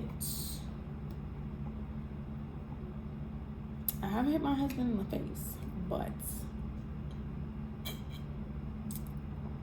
before it started out, like throwing things, breaking things.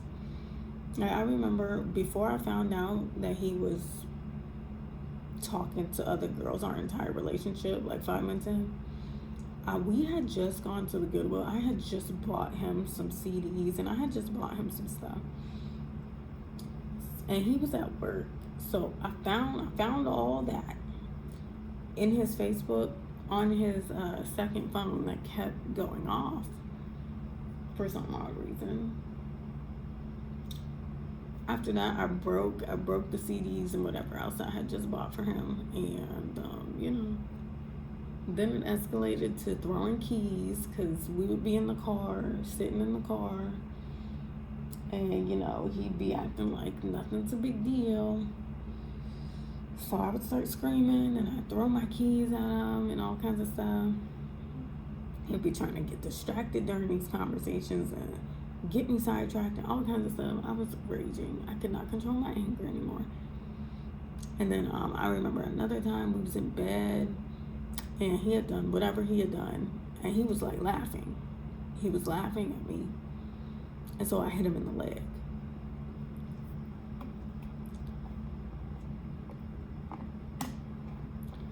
And that was the night that he jumped up. He was like, "Get out, get out." Then I said, "Gladly," or whatever. I said, "Okay."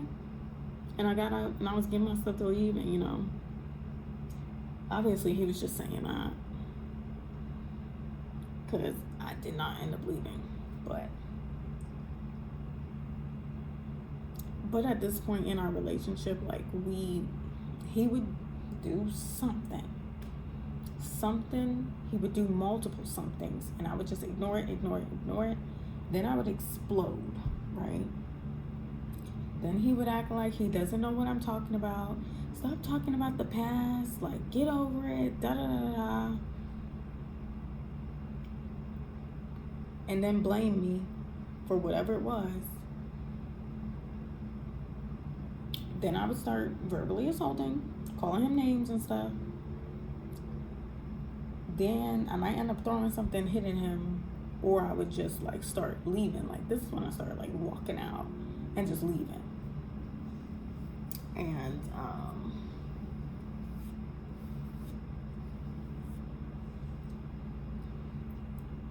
you know, he would either try to like keep me in the room or be like, you know, obviously at this point it was kind of a while in. He wasn't cheating anymore, but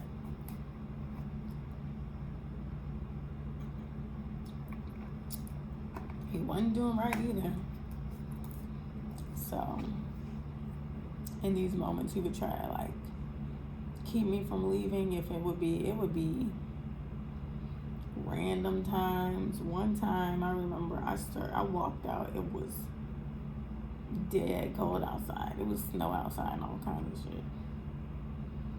And then there he comes down the street, his car, telling me I need to calm down and blah.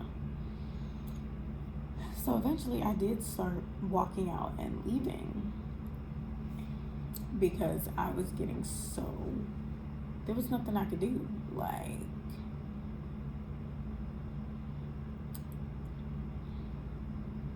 so he didn't like that. He's never liked that, me leaving, whether it's because he wants to be able to keep upsetting me and he doesn't like me having freedom to leave. He doesn't want me to be able to leave. Or whether it's because it's like he doesn't want to feel like rejected, or it makes him feel like I don't love him, or I don't want to work things out. Whatever it is, doesn't matter. But yeah, so then I started leaving. The behavior would continue, so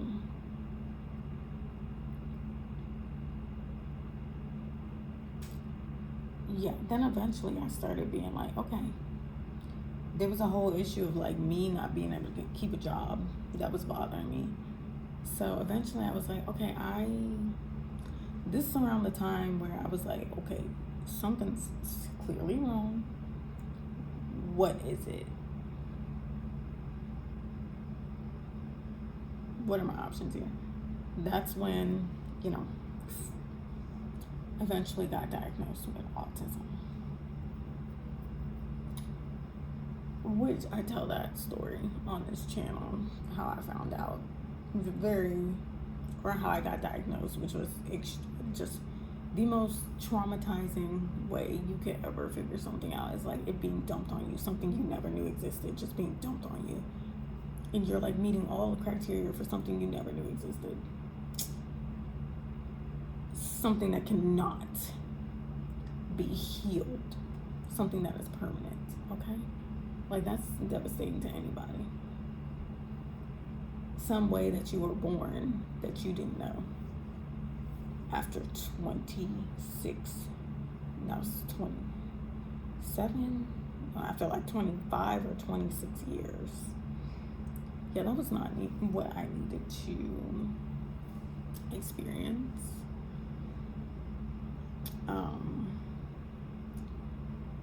Because I had started trying to like get help and deal with the raging outburst against him, and because I was now getting physical with him. Like, I didn't enjoy that. I was just so incensed at being laughed at and feeling like I was being laughed at and humiliated. Maybe I was hallucinating every time he would laugh at me when I'm crying and angry. Maybe I was hallucinating. Highly doubt it. If I see you smirking, see you laughing, and see you smiling when I'm crying, you're getting hit. So that's what would happen. Sorry. I'm not proud of it. So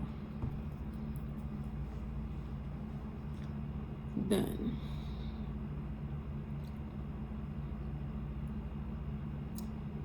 obviously that'll deteriorate your relationship, regardless of who is getting physical with who. Like, it does start to take a toll on the person. So yeah, I got pregnant.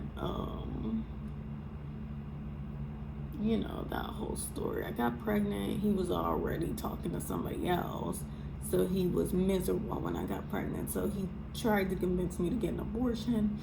Then it was back and forth.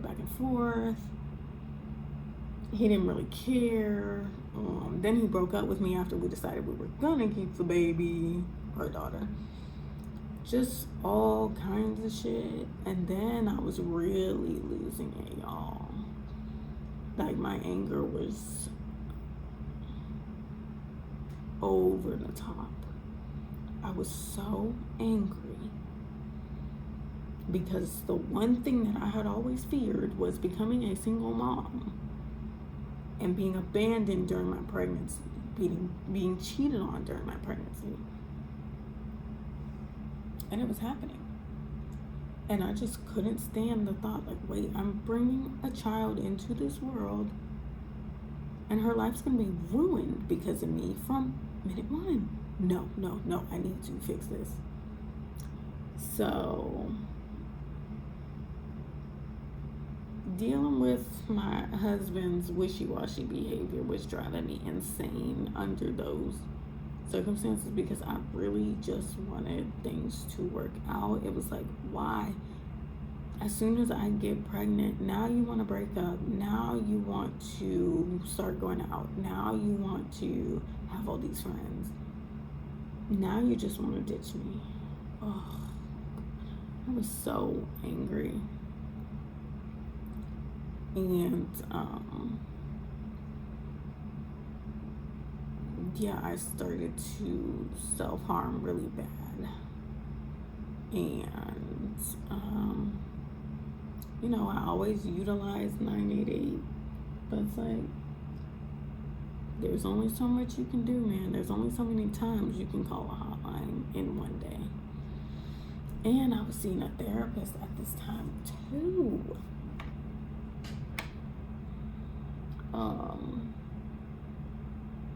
It had just been too much with the autism diagnosis that I was barely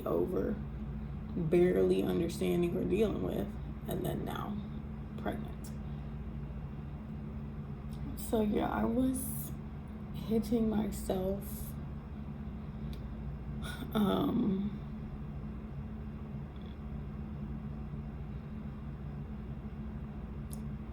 in the stomach, trying to think of ways. This was like, I was like two months by now. This around the time that I cheated. Like, you know, I let my therapist know I had done that, and she was just like, no help. So I felt awful because I was so happy when I found out that I was pregnant, both these times. But specifically the first time, I was so unexpectedly happy. Like, I never felt a joy like that in my life. Even though, like, when I saw them 2 lines pop up, I was like suddenly about to throw up. But I cannot explain to you, like instantly. I was just like, my dreams may be about to actually come true. Then I walk out the bathroom, my husband destroyed everything. I'm living in a fantasy where I'm like, oh, well, he's been telling me that he wants to get me pregnant. He's been telling me he wants kids and he wants to be with me. And he wants to get married and all this stuff. Well, oh my God, like, he's gonna ask me, he's gonna give me a hug and a kiss, and he's gonna say we're gonna get through this, and like, he's so happy, and he's gonna ask me to marry him. Get an abortion. Oh, God. And from that moment on, he made my entire pregnancy hell. I didn't get a baby shower. He ruined the gender reveal. He wasn't around. He was cheating.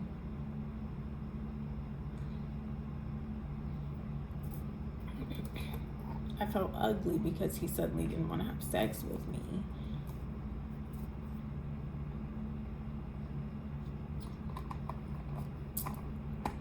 So, yeah. Then, not to mention everything going on with my mom and her getting increasingly more sick. And then my dad getting increasingly more abusive. It drove me to an outpatient program when I had another rage attack. It was just like rage attacks like multiple times a week, maybe, like, or every week. And I just thought to myself, I'm about to be a mom. I am not going to raise my daughter around all the anger that I was raised around. I'm not going to be the person my daughter is scared of. I'm not going to repeat this cycle. So after some kind of conversation with my husband, then boyfriend, where he, wouldn't answer any of my questions, we got nowhere. We had been on the phone for like an hour and a half or something, and he refused to answer any of my questions, was talking in circles, talking to other people, just acting like he had all this stuff to do. And all of a sudden he tells me, I need to get ready for work.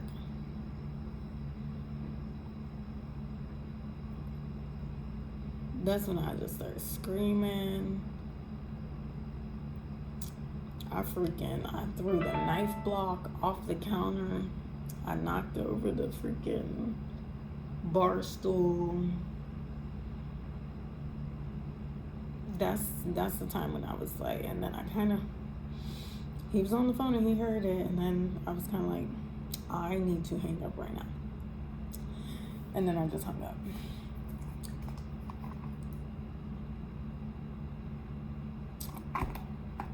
So that was kind of like the first time he ever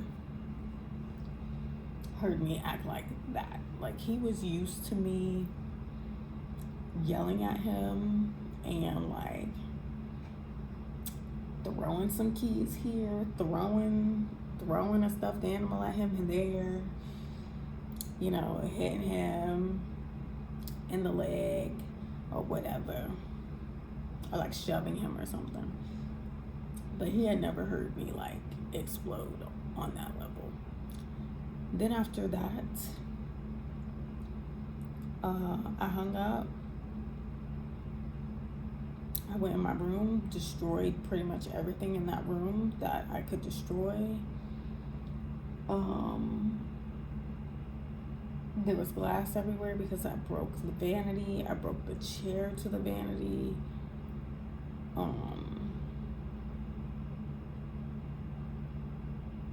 Yeah. And I think I went outside. I just screamed. Surely during one of these rage episodes, like, I went out there and I was throwing the patio chairs around.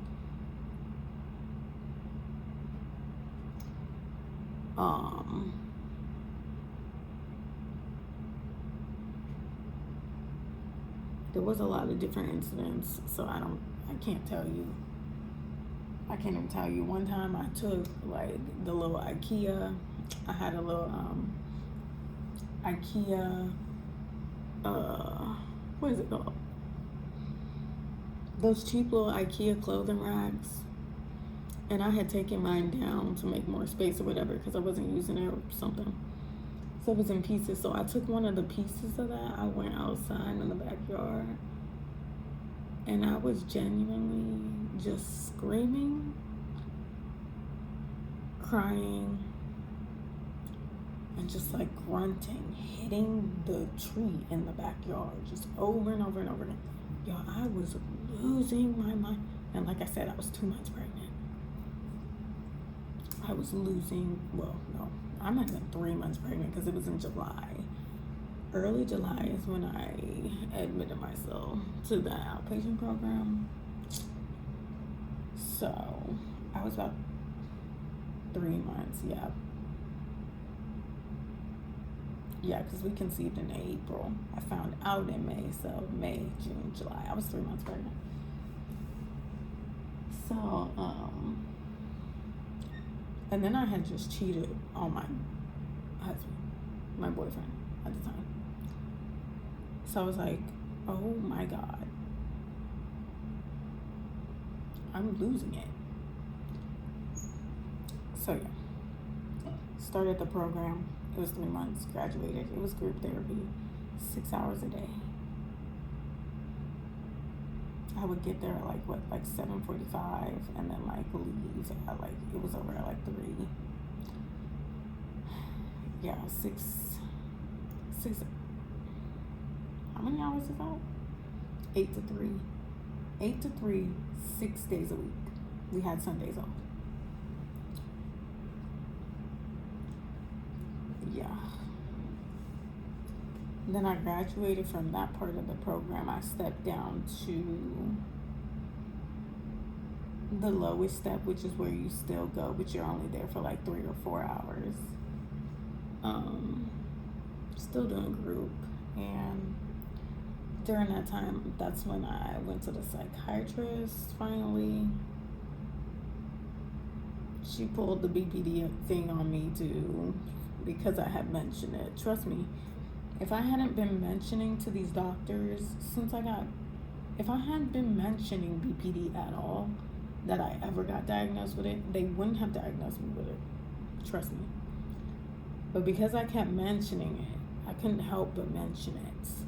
When they're like, do you have any previous diagnoses? Then they just rolled with it. So yeah, that's when she prescribed me with Zyprexa. I started taking that, but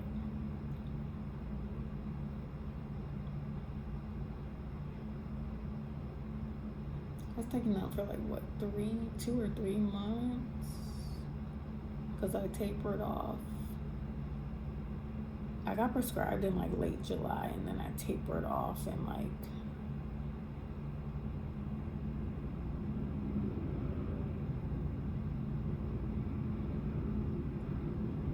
mid-October, because I was approaching my 3rd trimester, and I was like, I really don't want to be taking this during my 3rd trimester. But I had stabilized. I had the furniture selling job and everything. And then can y'all imagine, my mom was getting better, right? And then I'm tapering off antipsychotics, right? And then a week later, my mom's gone.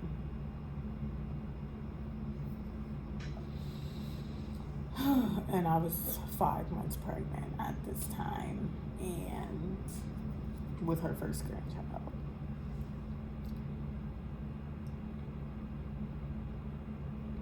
And then I'm being involved in a memorial. I'm being told to write an obituary for her memorial.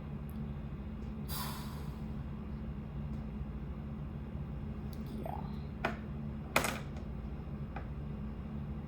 And just before I got the call from my dad that my mom was in the hospital again, I think maybe it was within the week that my husband, then boyfriend, had destroyed our gender reveal plan. I had bought the little sprinkler things, and we were planning it. He was like, what should I buy? I told him, just get some balloons, get a pink one, get a blue one, da-da-da-da. I already had the sparklers. I had both pink and blue, depending. And so I remember I was sitting there at one of the little computers at work, and I had got the test results back. Or maybe I had got them at home before I left for work, and then I was at work. And he called, and I was like, I couldn't keep it to myself. I was so excited. But yeah, I told him, and then he goes around the house just telling everybody, it's a girl, it's a girl, it's a girl.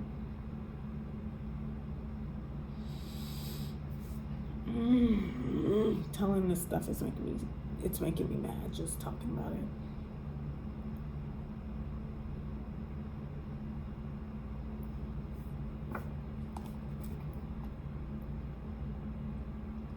So, you know, my life's crumbling, continues to crumble. And then,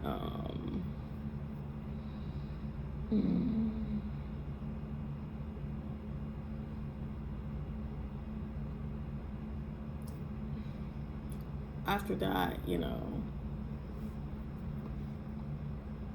of course he wasn't there for me while I was grieving. And I was completely numb to the whole situation because I was like, oh, I don't want my stress to hurt the baby. Like, I don't want to get angry again. I don't want to explode anymore. Like, I don't want to get in that mood where I want to like hurt myself. So I'm trying to basically just detach from reality.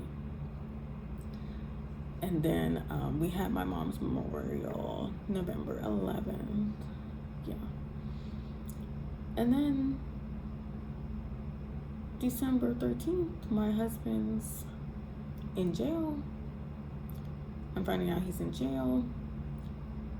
He's involved me in this crime by hiding a weapon unbeknownst to me in my home while I was 8 months pregnant, grieving, and he's been cheating the whole time because I found the picture of him with this other girl in the bag with the gun, the same type of picture that we took on our first date.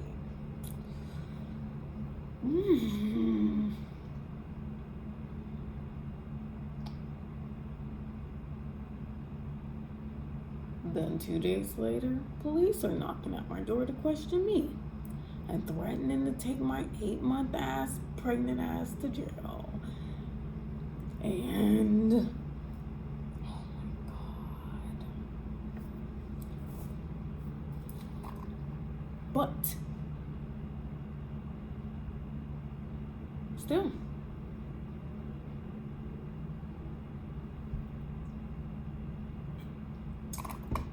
I was acting rational, or so I thought, because after one too many jail phone calls with him gaslighting me, like literally trying to tell me he never owned a gun, he never had one in his possession the whole time we was together.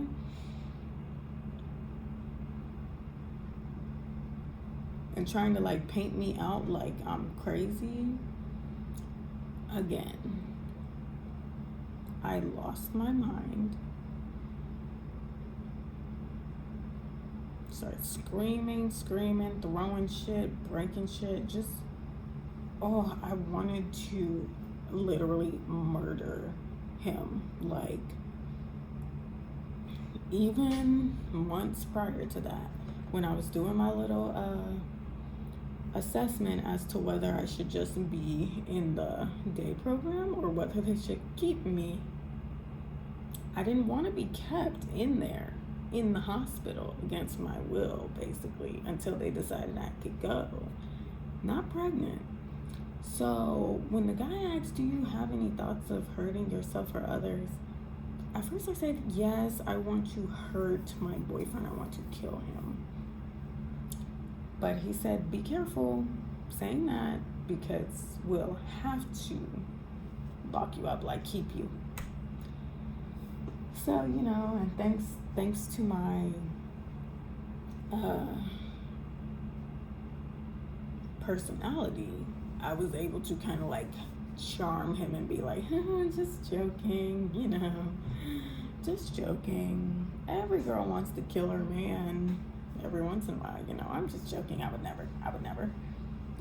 So that's why I didn't get kept there. But then after that phone call with him, when he was like real live gaslighting, like trying to twist my reality, and then, you know, the jail phone calls are recorded.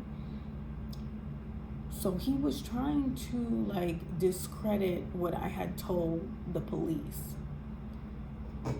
because he figured out I had told the police what happened, and that's the first time he called me a bitch. Yeah, okay, so now we're getting the whole picture here. So yeah, I lost my mind, and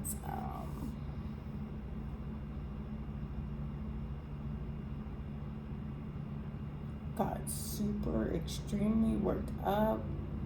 I think my hand was bleeding, and I remember I just like squatted on my floor because I was breathing so heavily. Again, I was 8 months pregnant. I was breathing so heavily, and then I felt this sharp pain in my pelvis, right? So I was like, oh, and then I doubled over.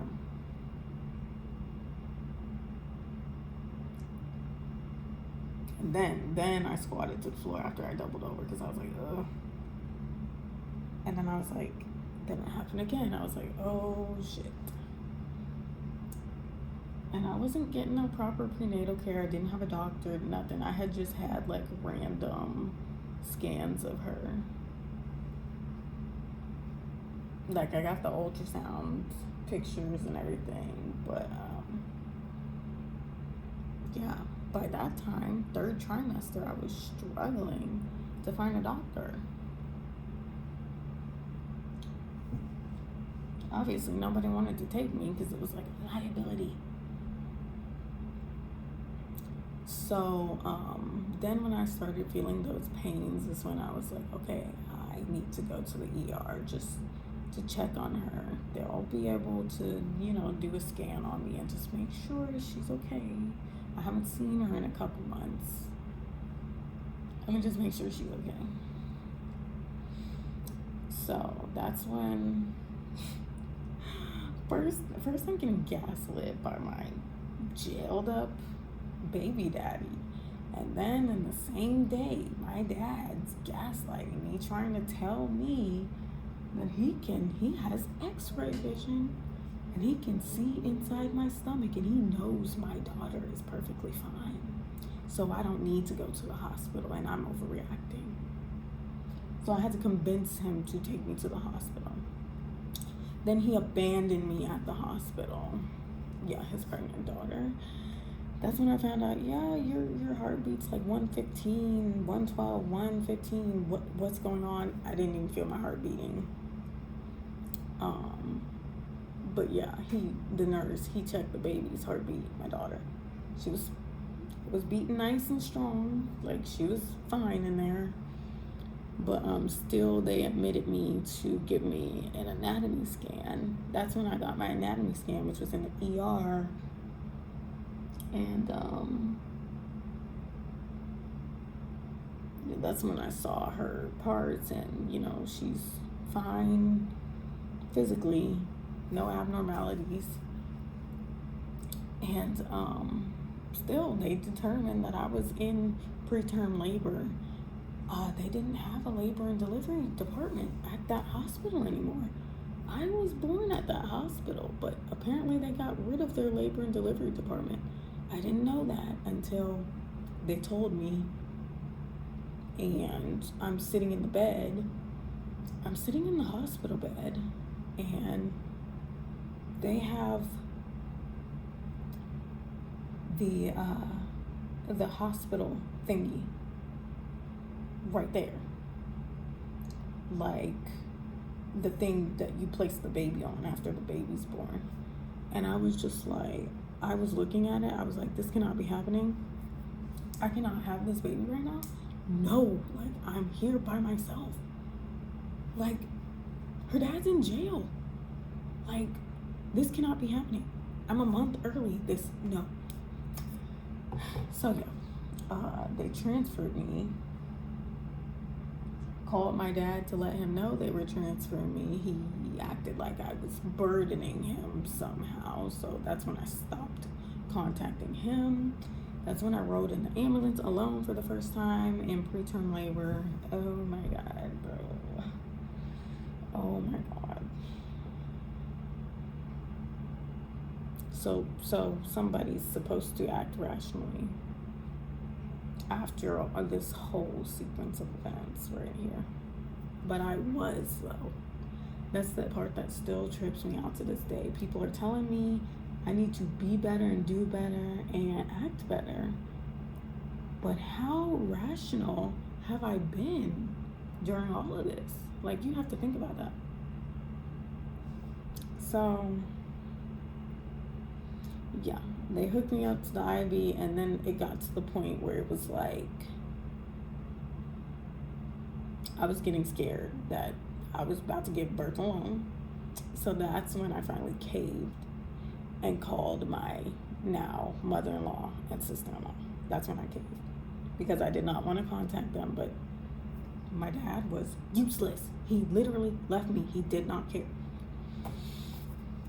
So, and I was like 20, the hospital was like 15, 20 minutes away from home. So it's like, I didn't have any way to get back. I don't know if I didn't have the money for an Uber, or if I just, why would I want to take an Uber with a stranger home after getting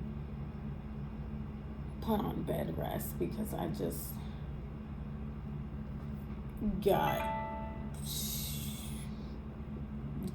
almost went into stress-induced preterm labor and almost just gave birth to my daughter, and she was going to be in the freaking, what's the requirements for a baby to go into the NICU? They get born like, up to like 34 weeks? Yeah, she was going to be put in the NICU, bro, if she had been born that night.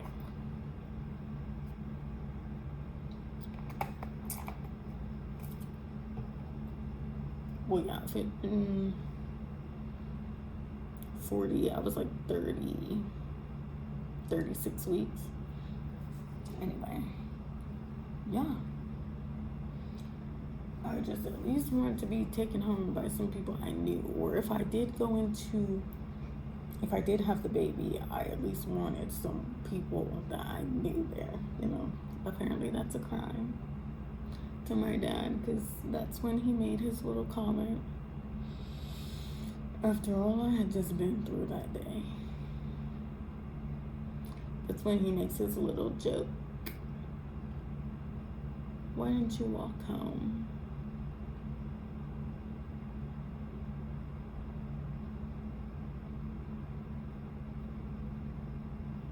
If I hadn't been like totally dissociating, I might have killed him right there.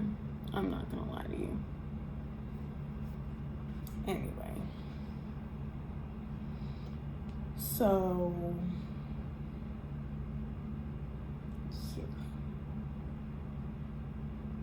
Then it was a crime that I left home and decided to not be there, taking care of a newborn and recovering from what ended up being a C-section. Then that was a crime to my brother. So you see how this never stopped. None of it ever stopped. It was just like this constant onslaught. So, yeah. Of people running their mouths, they don't even know what's really going on. So, yeah.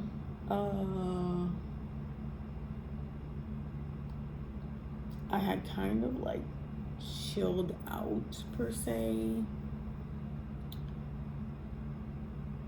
after having my daughter, because I was just so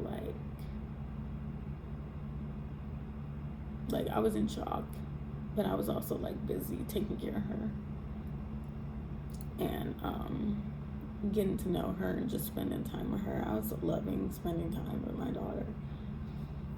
I was so enamored. I still am. She was like the most fun ever. And even being here, well, when I was at the beach this morning or this afternoon, there was a family who brought their little toddler, to see the beach for the first time and touch the sand for the first time. And the dad was like holding her hands, and then maybe it was her brother or whatever, maybe her uncle, had the camera, and she was like walking on her tiptoes. She seemed like she was maybe a couple months earlier than Delaney. And she was like walking on her tiptoes on the sand, and they had the water touch her feet. And I was just smiling like a freaking creep, just watching. And I miss her. And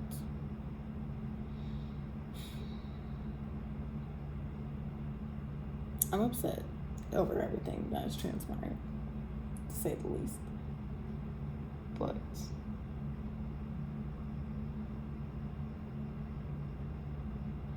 I kind of wish she was here with me.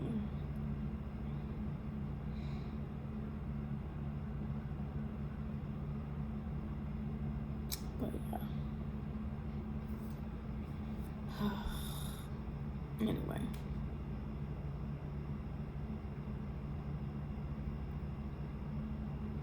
So yeah, you know, my dad's abuse didn't stop. Oh my God.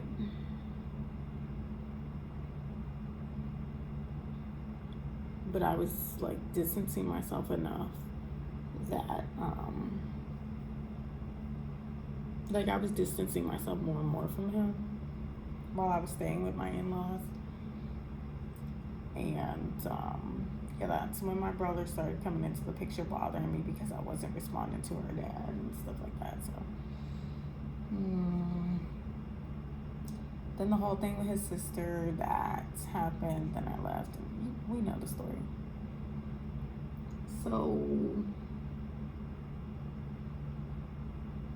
that night after that happened with his sister, I did, oh my God, you know, hit myself again, started hitting myself again, and I had stopped for a long time. Hadn't done it since the beginning of my pregnancy. And then my daughter was like 6 months, and I was doing it again, and I was, oh my God. Next day I left,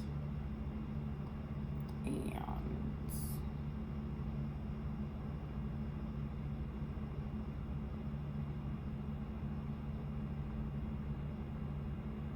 all the horrible things, it just kept escalating. So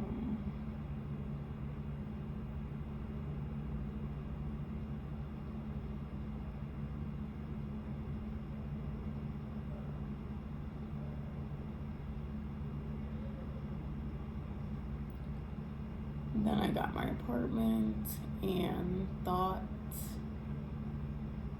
you know, this is what I need.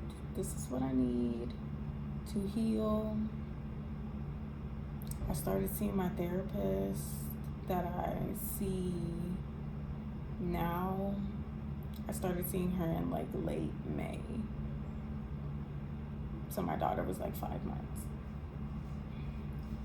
Started seeing her then. I started talking about all this trauma even previously, but I had her to talk to as all this crazy stuff was going on. Thank goodness.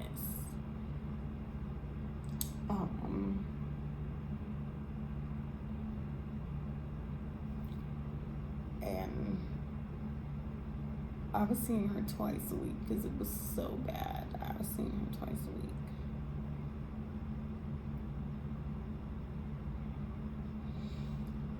And yeah, then see, my husband,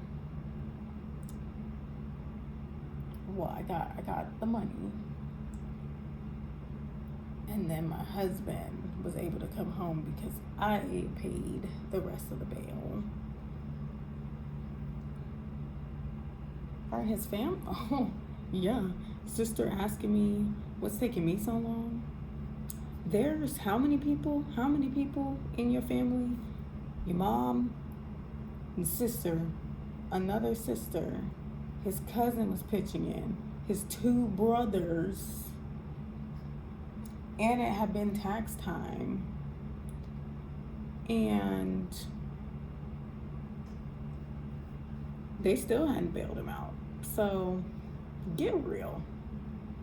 What's taking you guys so long to get your brother out of jail, who you say you love so much, and you feel like you want to protect him and his little crimes, but you don't want to get him out of jail? Fuck you. Fuck you. But I'm taking too long to get my whole life together after 6 months after giving birth. Fuck you. So, yeah. Anyway. Because I had the rest of the money, then all of a sudden, he was getting out, like, within days. And I was still in the shelter, but it was like, you get like 30 days, you get like a month. So my time was running out at the shelter anyway. And it was kind of like, oh shit, what are you gonna do? So, that was like a weird situation where it was like, yeah, I wanted him home to see his daughter, but I had gotten used to taking care of her on my own by then. But I wanted the help, but I knew it was gonna come with conversations about like where our relationship was going, because we had definitely been talking about that a lot. We was discussing our relationship, how it had gone, and where it was going the whole time that he was locked up. So, and I hadn't really decided whether I could deal with him anymore after it. Even then, like even 9 months later, talking to him every day, multiple times a day, I still couldn't figure out if I wanted to deal with this, or if I wanted my daughter around it, or if we were even right for each other to begin with.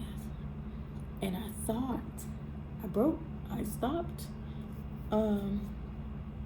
answering the phone. I blocked the jail for like a month, and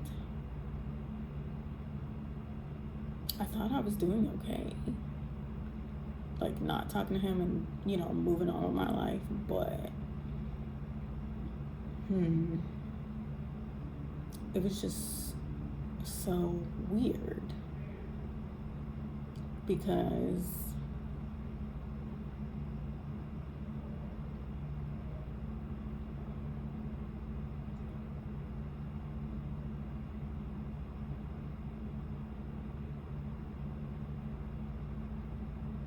like there was the physical distance, and then there was all kinds of distance,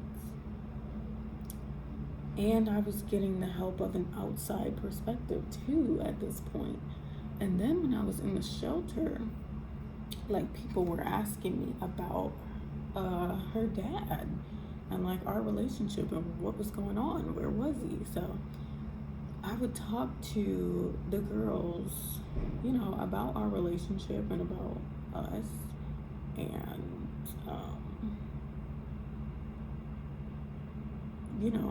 I would tell the truth. Like, yeah, I was physical with him. I was getting physical with him. I was very verbally abusive.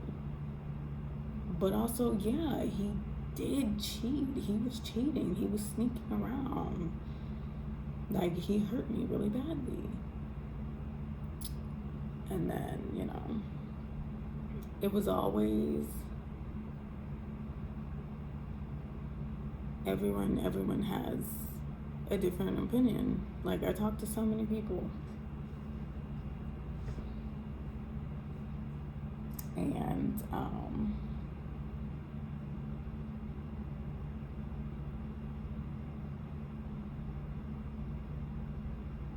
I was getting a lot of mixed opinions of like whose fault it was, as though there's any fault, like, or whether it was purely malicious or not, whether he truly loved me or not.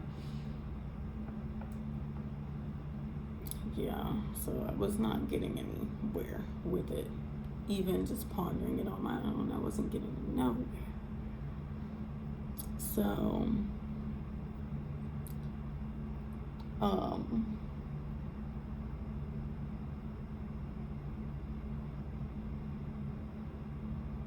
his mom had ended up reaching out to me, asking me about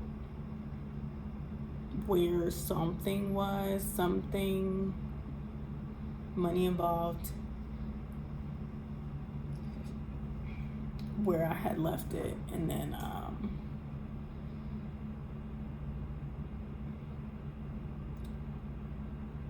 it came out that, yeah, we're homeless. Sorry, we're homeless right now. We're in a shelter. And then that's when I kind of got mad at her. Whatever her response was, I got angry, because it's like, well, all you cared about leading up to me being homeless was seeing your granddaughter. You didn't care how I was doing. So I wouldn't really act shocked that we're in this situation right now. And I don't think she would have cared if it was just me alone. She definitely probably wouldn't have cared as long as my daughter was. If my daughter had been with her, I don't think she would have cared if I was homeless. But my daughter was homeless with me at that time in the shelter, so that's why she cared enough. And then, his family found out. He found out where I was. And then that's when he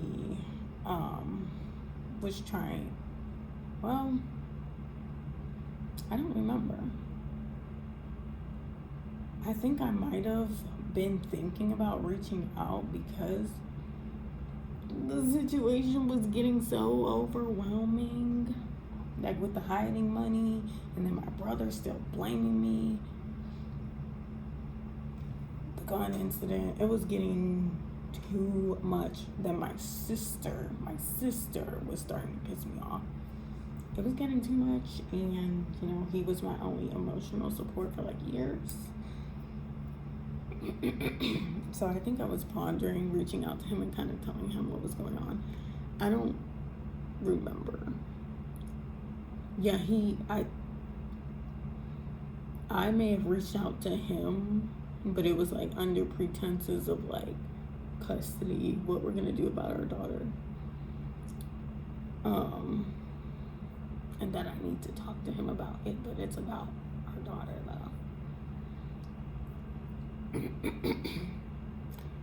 And then he reached back out, and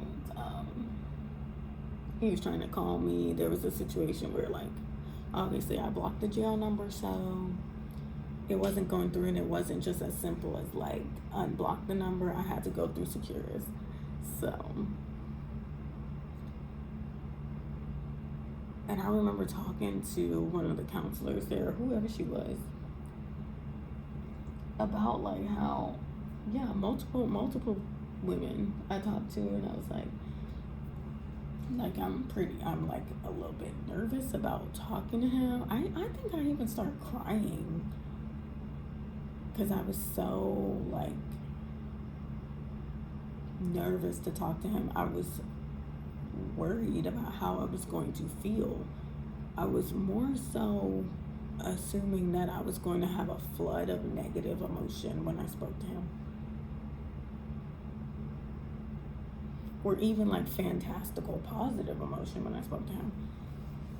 But y'all, when we got on the phone and I heard his voice, I didn't feel anything. I didn't feel scared. I didn't feel uncomfortable. I didn't feel disturbed. I didn't feel particularly like exuberant. It just felt normal, like nothing had happened.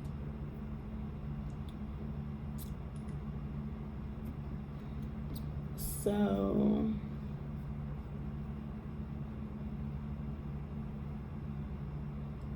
yeah, that in itself was like disturbing for me,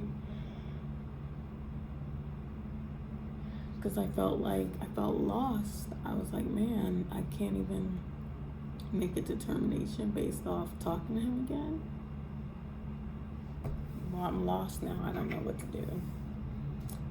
And so,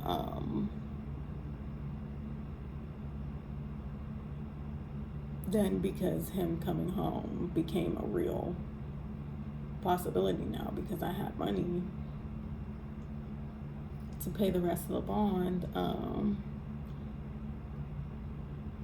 things started moving like super rapidly. And then I was stuck there. I was like, well, regardless, I'm not gonna be petty just because I'm angry at him. Like, I'm not gonna like try to stick it to him by keeping him in jail when I have the means to get him out. And this is my child's father. Like, let me not pretend that I don't love him. But it was more so like, I want help with this baby. So, yeah, things started moving so fast, and it was like within days that he was gonna be coming home, like by the end of the week, I think. And then I started to be like, oh my God.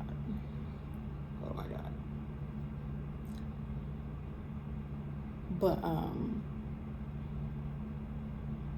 like I said, it was lining up with the time that I was gonna have to leave the shelter, and I still hadn't found an apartment. So, he started talking about me coming back for us to like live together all as a family, with his family though. And I was just like, no, I can't get dragged back into that mess immediately. I need to still get my own place. I cannot be living with these people. I can't be dependent on these people for housing. So, I continued looking for an apartment, even though I knew he was coming home. And to avoid staying with them immediately after being homeless, that's when I booked my Airbnb and went downtown, back where I'm from, to apartment search downtown area and northern Kentucky. So, yeah.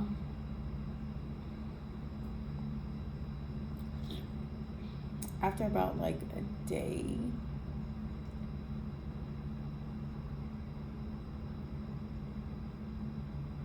maybe like 2 days, I had our daughter with me at the Airbnb, but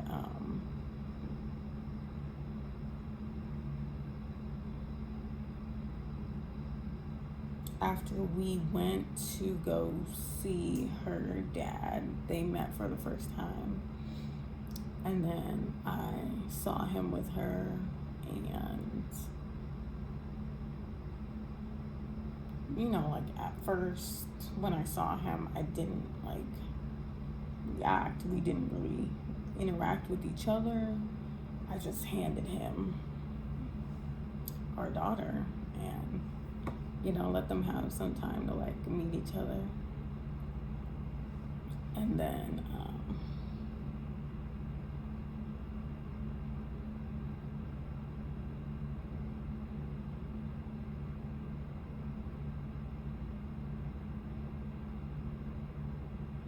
I remember like his mom like took the baby, because that's all she wanted was to see her granddaughter that she hadn't seen like 2 or 3 months. So she took our daughter, and then we were in the room alone, and that's when we finally like kind of like kissed each other and hugged and just like laid with each other.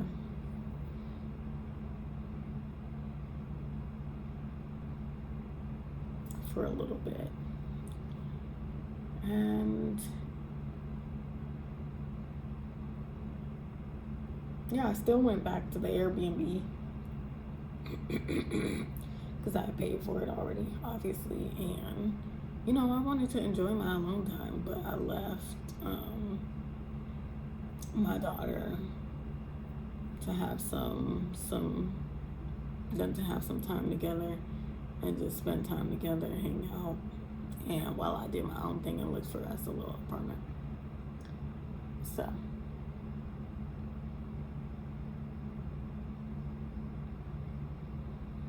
I didn't find my apartment till like mid-September. So yeah, I did eventually decide to come back and stay with my now husband.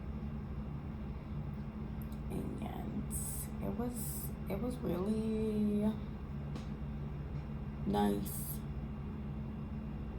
It's been nice. Like,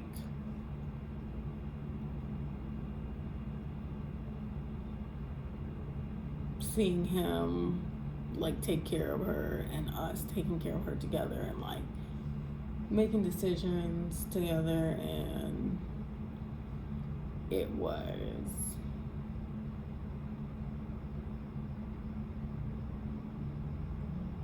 pleasant, but not pleasant enough that I was going to live with his family again. Absolutely not.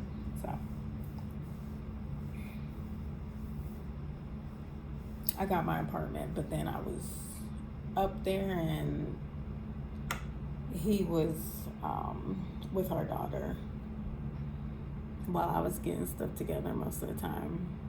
And then I would like come back and spend time with them and then go back up there and stuff like that. So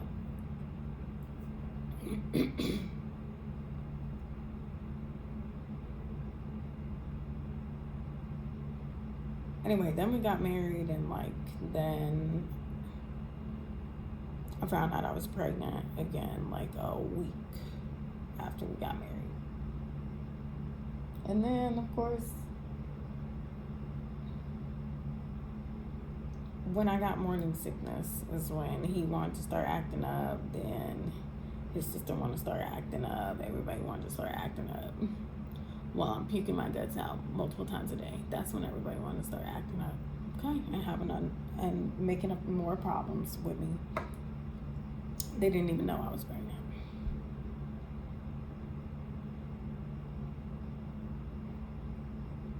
Until like the day of his sister's little doubling down, where they like triangulated, like triple threaded me. And yeah,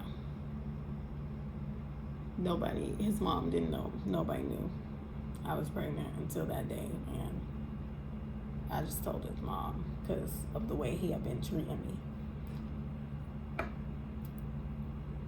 So yeah, but then his sister decided to pour a little bullshit. Everybody decided that we needed to talk that very day. All of a sudden. After months. Whatever. Yeah. I don't even know what this video done turned into. Anyway.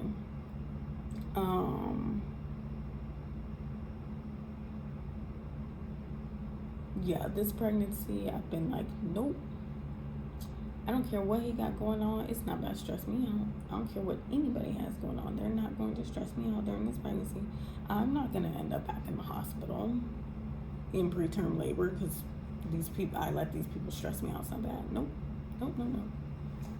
So, again, the same, repeat, where it's like, let me just try to stay as calm as possible no matter what. And it's starting to catch up to me. So yeah, I guess like the recent argument that we just had that led to me leaving here to come here is like a buildup of like some weeks of things. Like, I definitely exploded on him. Yeah, but I don't know where this video's going. Obviously, I just ramble sometimes, but yeah, so obviously, whatever I'm doing and I think I'm staying calm, it's not working because, yeah, that argument with my husband the other day, this weekend, Monday or whatever, yeah, I self-harmed again. I was hitting myself again. And obviously not in front of him. Like, I left the house. I went outside. And then first of all, I was crying a lot during our argument, which isn't normal for me. Normally I can like keep it together. But yeah, I was crying a lot. The fact that I even started crying while we were arguing should have probably been a red flag for him. But yeah, it got worse and worse. And then, you know, he fell asleep on me. He didn't care. And then I woke up. I was mad. Went through his phone. That's when I found more deleted messages. Blah, blah, blah. And then the comment from his brother from February.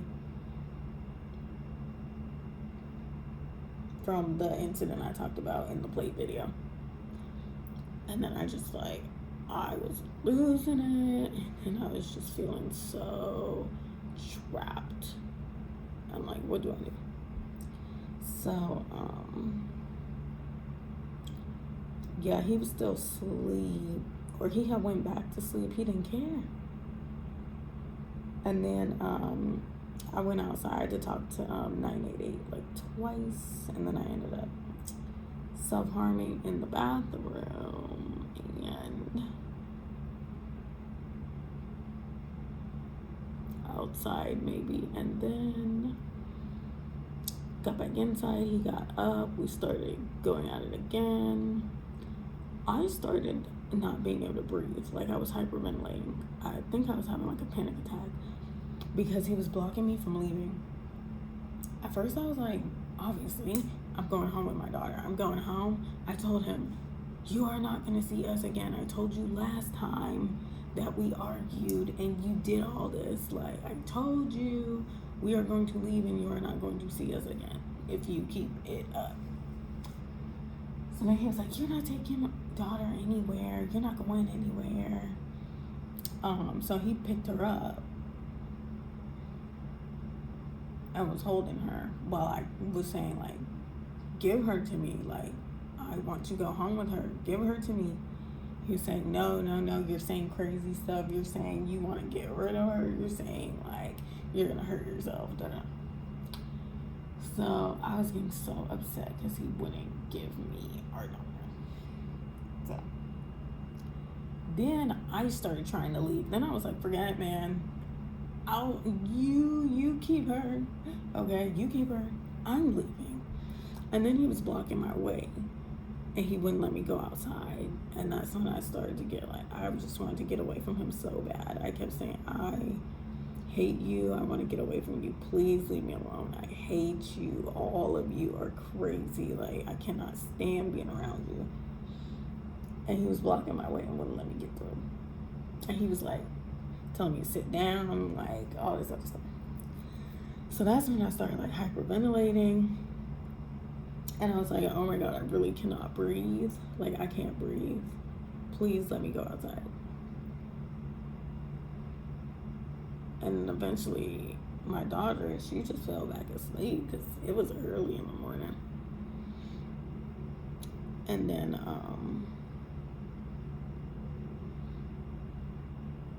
she fell asleep. She had her fresh bottle. And then, like, he was like, okay, like, what do you want to do? You want to call the ambulance? Like, but I'm not letting you go all the way back up to your apartment to do something before you call the ambulance. Because I was saying I wanted them to take me away. I just wanted to get, I didn't care if I got this past weekend or on Monday or whatever. I did not care if they was going to lock me up, y'all. I had to get away from somebody. I had to get away from everybody. So, yeah, we went outside. He was like, I'll go outside with you. So we went outside, and I was sitting there, and I was just like, I was leaned over, like I cannot breathe. I was like hyperventilating. He was just standing so far away. Like I said, he was standing so far away. Not holding me, not helping me, whatever, blah, blah, blah. And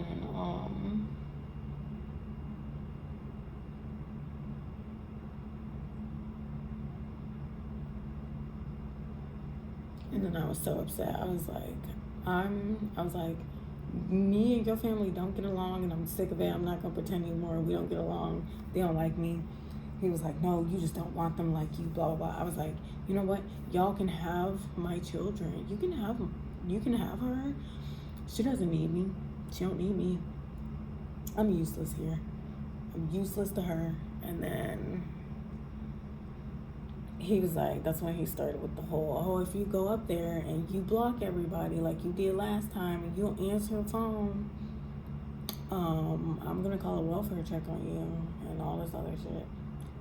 And then that kept me for a little while, but eventually I was like, I don't care. I'm leaving. And you're not gonna see me again. And I'm sick of all of you. So you can have my kids. Yeah. That's what you want anyway. So then I left. We didn't even say goodbye to each other. He just like stood out there to watch me get in the Uber, and I left. Went back home, and then I cannot stand to be in that damn apartment without my daughter. So I ended up calling 988 again. When I got there, I got pissed off. I threw her crib onto the floor. It broke. Of course it did. And I was crying. I called them, and I was like, do you guys send people out? Like, I need to talk to a therapist, like, in person.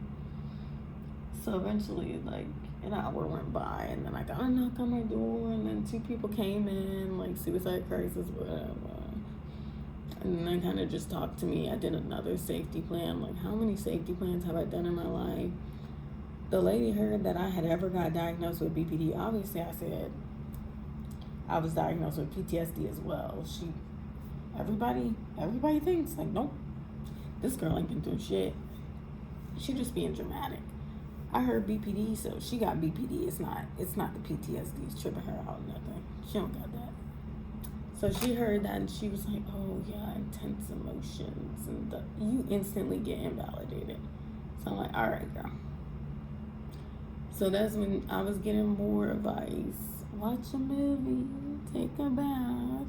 Let's do the safety plan that I've done a billion times. You just seem like you need support, like you seem super isolated. Just to know that you're not alone. I know I'm not alone. I know women go through this every single day. That's not the issue. The issue is me being lied on, and my reality is getting twisted by everybody I come into contact with. And it's tripping me out. So I didn't say all that. Anyway. So eventually they left. I tried to calm down, ate some food, couldn't calm down. So when nighttime came, yeah.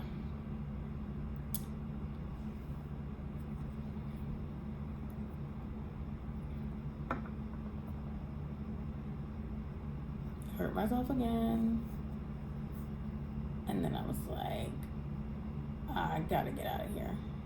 And it was like 6 a.m.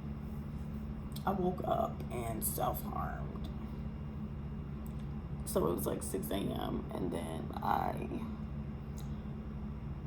got on the computer and started looking up Greyhound. I was like, I gotta get out of here. And at the time, I didn't know if I was coming back or not. And then I just, like I said, I got it in my head. I want to go to the beach. I want to see the ocean. And the logic was like, maybe the ocean is gonna make me not want to die if I go see the ocean for the first time and like kind of see something bigger than myself. So yeah, that's how I ended up here in random freaking Virginia. But yeah.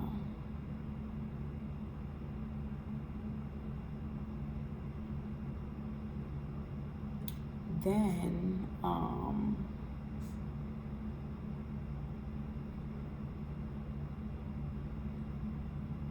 I even talked myself down twice, because I was going to book the ticket the night before, but I was like, nope, let me go to sleep on it. I woke up, I still felt the same way. So I was just like, you know what? Nobody cares where I go. Nobody cares what I do. So let me just leave. So I got up, I took my shower, and I started packing. I packed my suitcase, packed my stuff up, and I booked a one-way. And just got on up through. I booked the ticket and I booked that other hotel because I was like, okay, let me just have the ticket before it sells out, but let me give myself a couple hours to think about if I'm really going to do this or not. Oh, I decided, yep, that's what's going on. So yeah.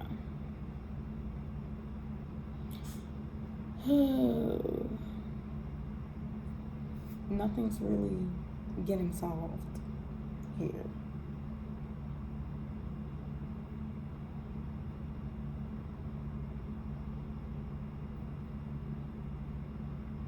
Like, yeah, I'm thinking about and talking about some things that I never talked about and haven't thought about in a long time, but I don't know why I'm here. Like, it's not helping me. It's no escape for me. It's just giving me time alone.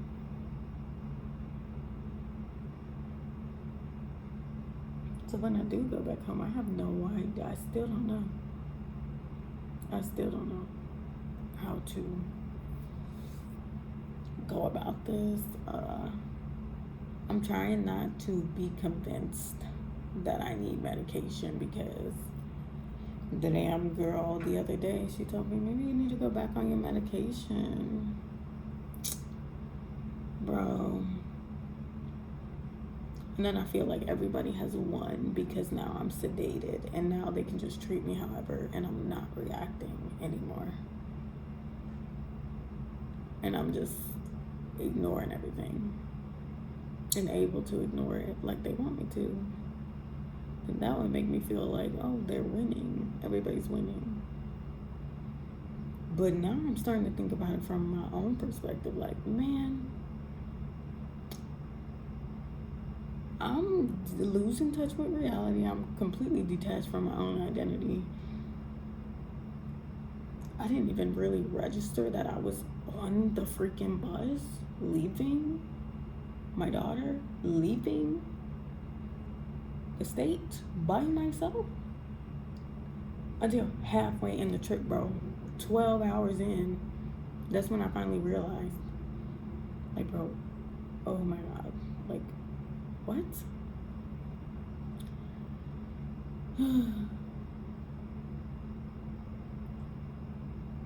And then eventually it's like, I gotta tell my husband, like, I gotta tell somebody kind of where I went, because I don't want to make things worse. So yeah, when I told him, he was like speechless and like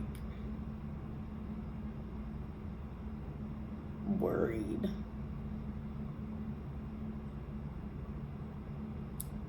But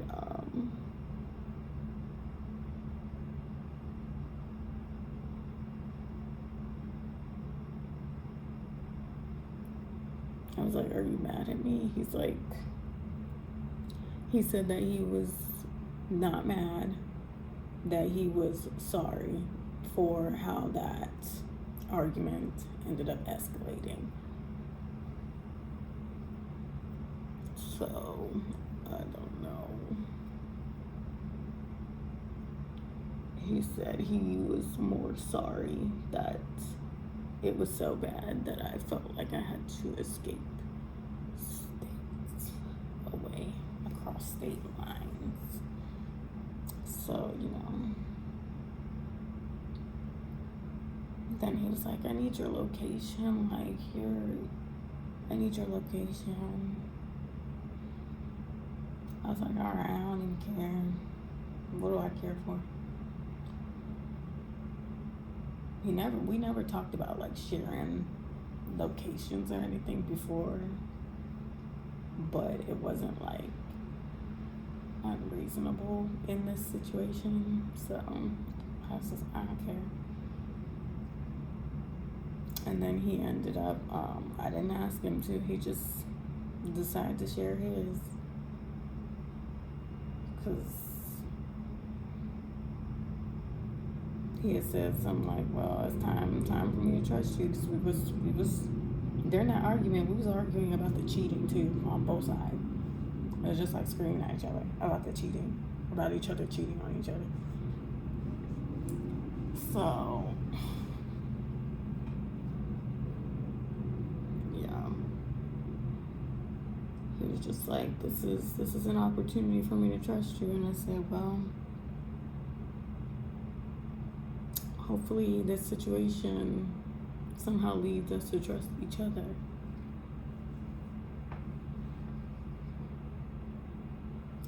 But I don't know. Man, I don't know.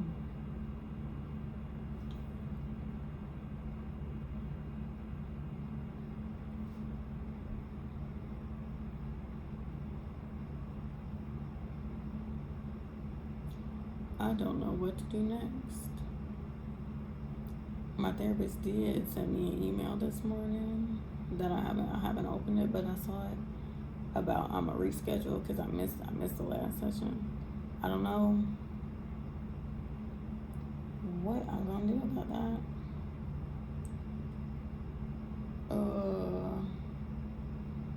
I don't know if I'm going to see a psychiatrist instead and just get on some kind of medication. I was thinking about it on the bus. I was like, you know what? Feeling all these feelings and the overthinking, it's hurting me too. Like, it's damaging me too. Like, at least other people can get away from me for a while, and not deal with me for a while. I can't never escape this. So I'm like, maybe it would be beneficial to myself if I kind of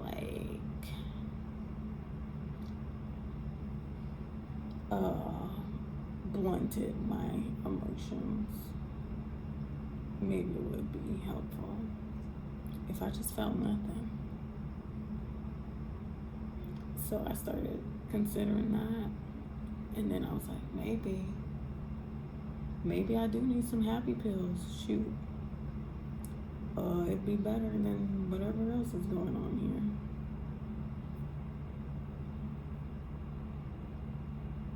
So, and I was thinking, like, am I gonna wait?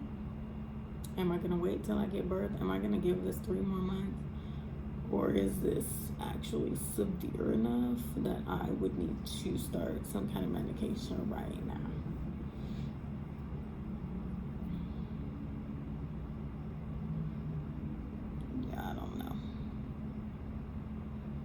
I don't like the thought of taking the risk of like something going on with baby boy if I start some kind of medication this late in my pregnancy. But I would say it's dire if I'm now randomly booking bus tickets while 6 months pregnant and just leaving the state out of nowhere. I would say things are getting pretty dire. And it's escalating, and I don't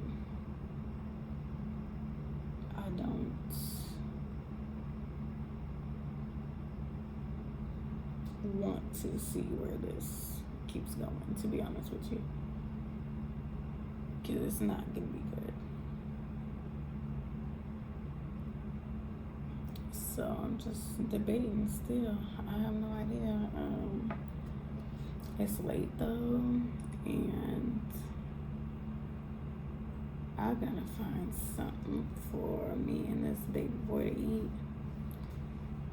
I still got my little beach snacks. I had got a veggie tray with some ranch, and then I got some Caesar chicken salad, and I got some macaroni salad, but like obviously I should eat a little bit more than that. I pooped twice today.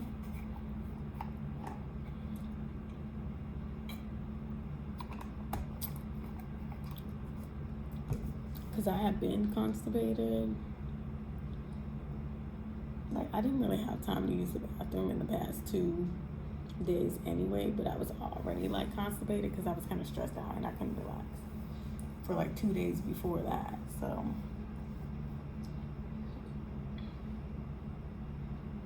you know, things are moving again. Now it's quiet and I've gotten some real sleep, which is good. But I gotta find some food to eat that's still open. I don't know what I want.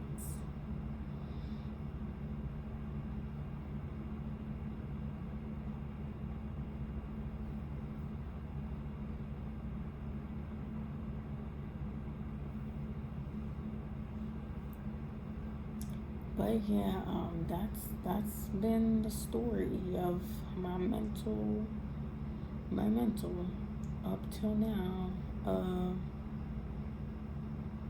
That to me sounds like a lot of crazy stuff. It just sounds like, wow, you're just like jacked up and you're hopeless. That's what it sounds like to me. You're hopeless and you need to just give in and just get on the medication. You're done. So I don't know. I have to work on like releasing that stigma and actually weigh the pros and the cons of getting on medication. What could it give me is what it can give me worth what it might potentially take away from me. And so that's where I'm really at, because at this point I ain't got no answers. Therapy not helping. These coping mechanisms are not helping. Even the positive ones are not helping. They're only staving it off for so long. Living alone didn't help. Ditching my husband doesn't help. I don't know.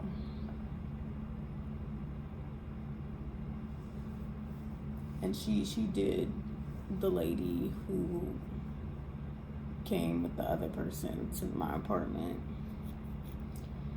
she did suggest grief counseling, which is, I would do some grief counseling for sure. I don't have anything against that.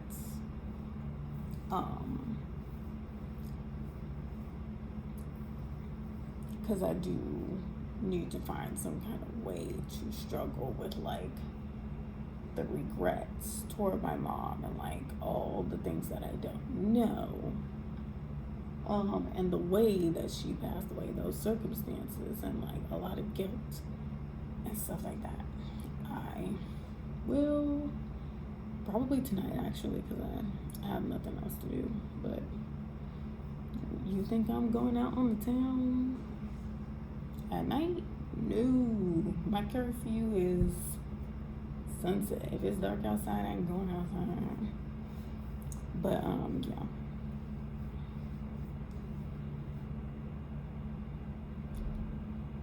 I will definitely like look that up.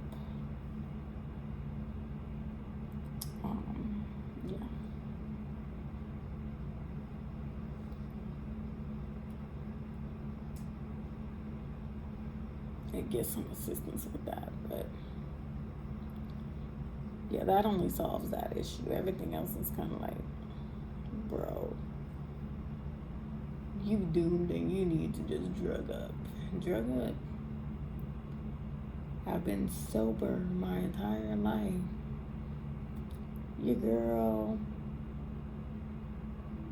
didn't even take Motrin, Tylenol, Advil for my period, or even for a headache.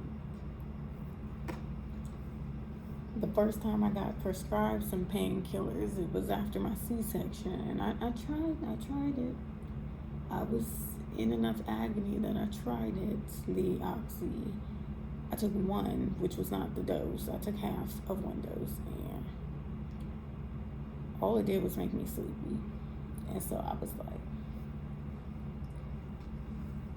because when you've been through certain stuff, you gotta be careful. Like, be self-aware and just think to yourself before you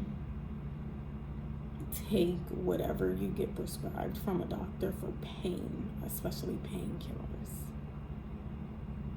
Oxycodone, obviously, we know is notorious for people getting hooked on that. Notorious. Even when they don't have no trauma, let alone when they're going through stuff. Yeah, I wasn't trying to get into all that.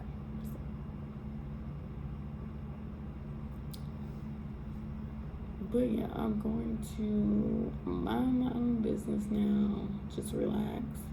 Maybe watch TV. Order some food. See what's out here for delivery late nights. And get comfy and just relax. And think. All I can do all day is think. But yeah, thank you guys for watching this video, and I will see you in my next one. All I'm hoping about this channel is that, like, watching me go through this and talk about it, first of all, I'm hoping to get my story out there, get my story straight. So in my mind, I can be at peace regardless of what is going on around me, what's being said about me, what narrative is being spun. I can sit here and be like, okay, no, here's the proof. This is how I felt in this moment. And then maybe I'll be able to see some kind of pattern in my behavior and see something from the outside that I'm not seeing when I'm in these situations. Getting, perspectives from all you guys who are subscribed and watching. And also,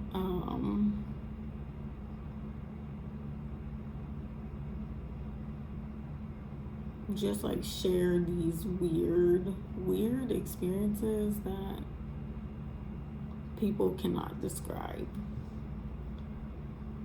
when it comes to, like, trauma. Sometimes it's not by the book, it's not by the DSM-5. Like, you don't go through everything like how abuse is described or how mental illness is described in literature, because literature isn't really reality. People's stories is their reality, and people act crazy. They do certain things that don't make sense, but it's still abuse. And I just want to touch on sharing those kinds of incidents so no one feels like, oh, because he or she is not doing this thing that a lot of people say is abusive, they're not abusing me. Like, it could be in a totally different way that doesn't make any sense. It's not really the action or the behavior, it's like the intent behind the behavior.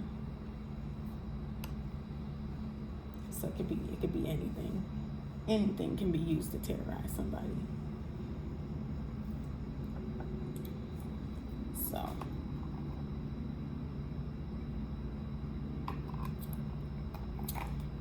yeah, anyway, thank you guys for watching. Subscribe, because while I'm here, obviously I'll be focused on like making more videos and, you know, getting through this, showing how I get through this, however I get through this. So have a good night, you guys.